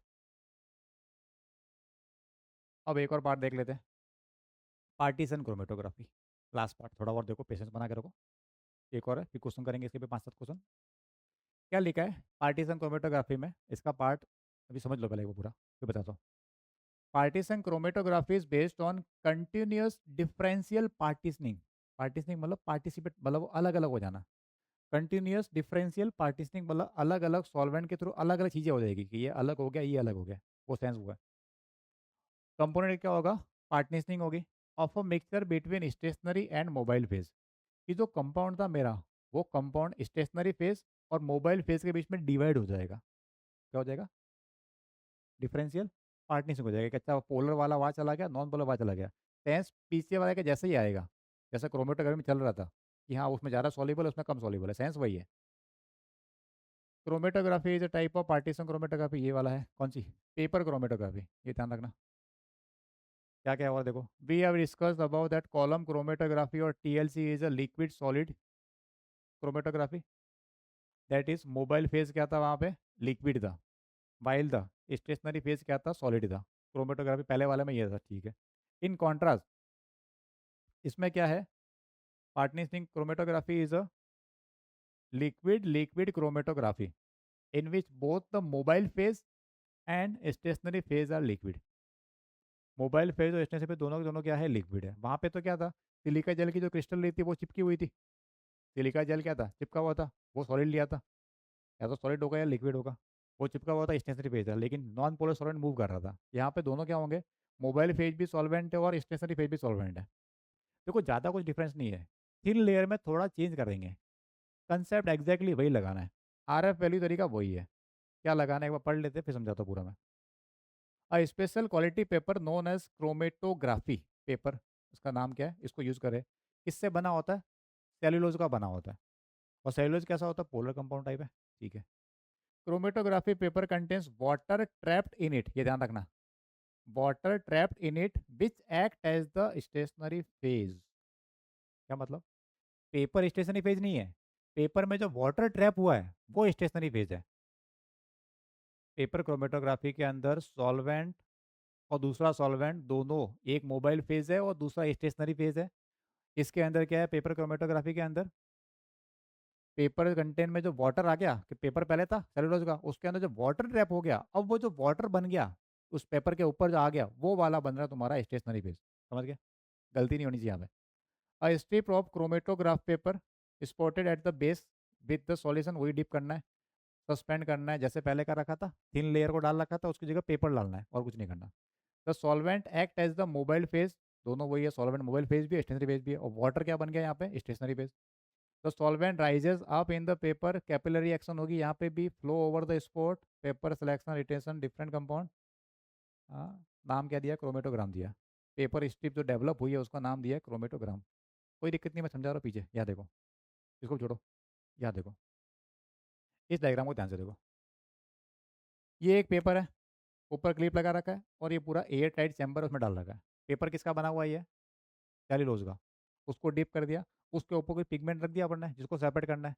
तो जैसा थिन लेयर में हो रहा था कि पानी ऊपर जा रहा था, सॉरी सॉल्वेंट ऊपर जा रहा था, वैसे ही यहाँ पे भी सॉल्वेंट ऊपर जाएगा। ठीक। और यहाँ पे जो वाटर है वो क्या बन जाएगा? स्टेशनरी फेज बन जाएगा, क्योंकि वाटर क्या हो गया, उस पेपर के सेल्यूलोज पे चिपक गया पूरा। तो वाटर बन गया स्टेशनरी फेज, और दूसरा सॉल्वेंट होगा वो ऊपर जाएगा। अलग अलग कलर मिल जाएगा अपन को, वही सॉल्वेंट का लेवल, ये solvent front, R F value वैसे निकलेगी। एग्जाम्पल के लिए रेड कलर अगर 2 सेंटीमीटर पे है, पर्पल 6 सेंटीमीटर पे है, ब्लू 8 पे है, तो डायग्राम एग्जाम क्वेश्चन के लिए सेम ही है, दिखेगा तुम्हें। डायग्राम क्लियर हो गया? अब आओ पीछे वापस, ये समझा दिया मैंने, हाँ इधर आओ। The spot of the separated colour compounds are visible at the different height from the position of initial spot, जहाँ तुमने मार्क कर रखा था इनिशियल स्पॉट, वहाँ से अलग अलग हाइट पे कलर चले जाएंगे। ठीक है। क्रोमेटोग्राम, क्रोमेटोग्राम क्या था? पेपर जो डेवलप हो गया उसको बोला chromatogram. The spot of the separated colour, colourless compound, अब मान लो इसमें भी कलरलेस हो गया तो, जैसे टीएलसी में था कलरलेस हो गया तो क्या करेंगे? 3 तरीके बताए थे, यूवी लाइट, आयोडीन, और नीम नाइट्रीन अमीनो एसिड के लिए अप्रोप्रिएट स्प्रे कर देंगे, पहले ही अपन ने डिस्कस कर लिया अपन ने। ठीक है। ये डायग्राम समझ में आ गया? आर एफ वैल्यू कैसे निकालने है, वही तरीका, सॉल्वेंट फ्रेंड की डिस्टेंस और ये कंपोनेंट की डिस्टेंस, और कंपोनेंट बाय सॉल्वेंट कर देंगे तो आंसर आ जाएगा अपने पास। ये एनसीडी डायग्राम बना रखा है, एनसीडी की लाइन है, ये बेस लाइन जहाँ पे तुम्हें सैंपल रखा है, वहाँ से कितना ऊपर जाएगा वाटर, वाटर नहीं सॉरी सॉल्वेंट, उसको तो बोलेंगे अपन सॉल्वेंट फ्रंट।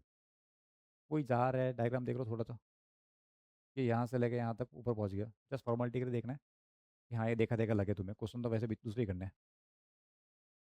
करो जरा आप तुम, और मैंने सिखा दिया तुम्हें। ये नीट का क्वेश्चन है 2020 का, जहाँ नहीं लिखा है इसका मतलब नीट का क्वेश्चन है वो, जे होगा तो लिखा होगा। पेपर क्रोमेटो का कौन सा एग्जाम्पल है? देखो बीट में ऐसे ऐसे क्वेश्चन आते हैं नीट में, जेई मेंस में भी ऐसे ही आते हैं, सिंपल सिंपल। आ गया सबका आंसर है? शाबाश, बहुत बढ़िया। बस इसको एग्जाम तक याद रखना, एक बार रिवाइज कर देना वापस। चलो आगे एक और करो। इधर क्या है? Which of the following is statement is correct for paper chromatography, paper chromato कौन सा करेक्ट है? जरा देखो, मैंने कहा भी था गलती मत करना। ध्यान से सुनो, ये अच्छा क्वेश्चन है, लैंग्वेज ढंग से पढ़ना।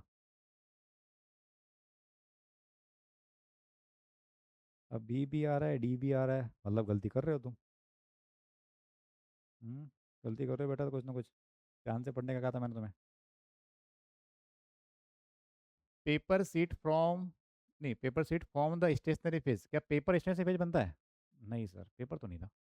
Water present in the pores of the paper form stationary phase, हाँ सर यही था। वाटर जो आ गया वो वाटर स्टेशनरी फेज है, ये देख लेते।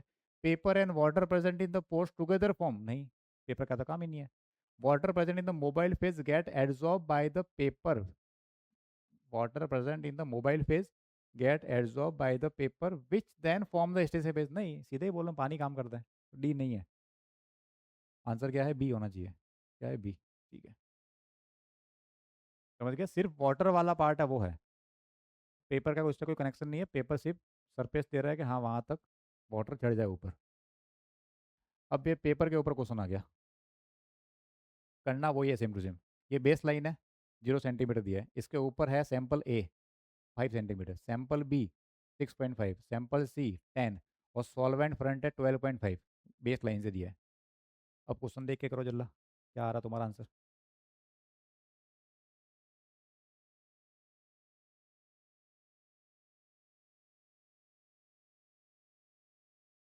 गलती मत करना इसमें, ठीक है?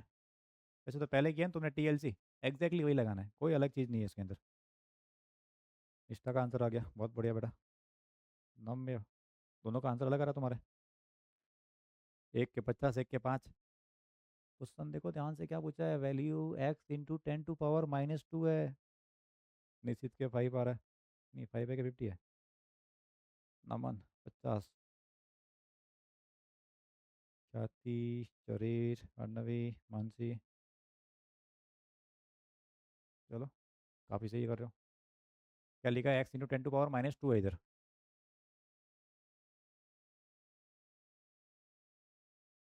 अदिति हो गया, आर्य, मानसी, चलो तो क्या है आंसर तुम्हारा? आंसर तुम्हारा आया 50, 50।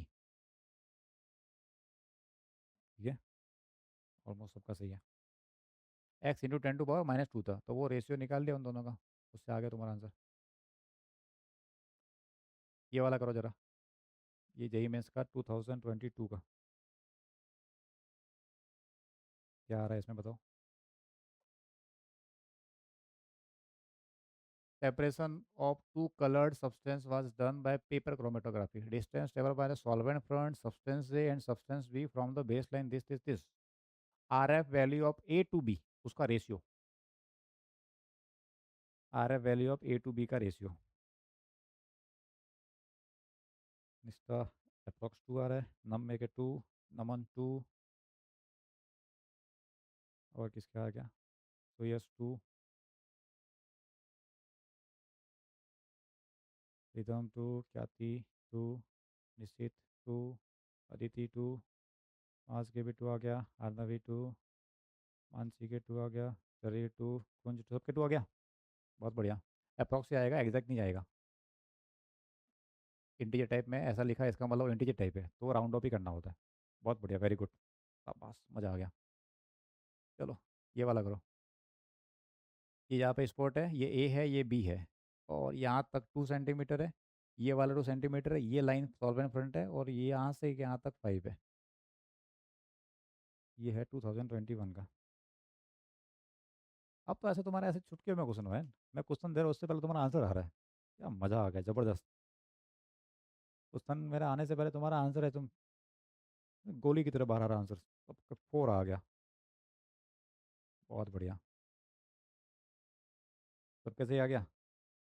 तो हम मानसी नूपुर सबका 4 आ गया, परफेक्ट। अरे चल नहीं रहा। एक और करो, एक और, एक और, एक और, ये वाला करो।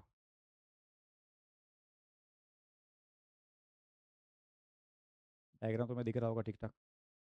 पहले वाले में है H2O और CH2Cl2, इधर लिखा क्रिस्टलाइजेशन, ये इधर एरोमेटिक रिंग है, ये नॉन एरोमेटिक है, ऊपर C डबल बॉन्ड हो, ऊपर OH और NO2 है, दो चीज़ें। Differential solvent extraction, kerosene naphthalene है, कॉलम क्रोमेटोग्राफी, और ये C6H12O6 प्लस NaCl है, इधर लिखा है फ्रैक्शनल डिस्टिलेशन।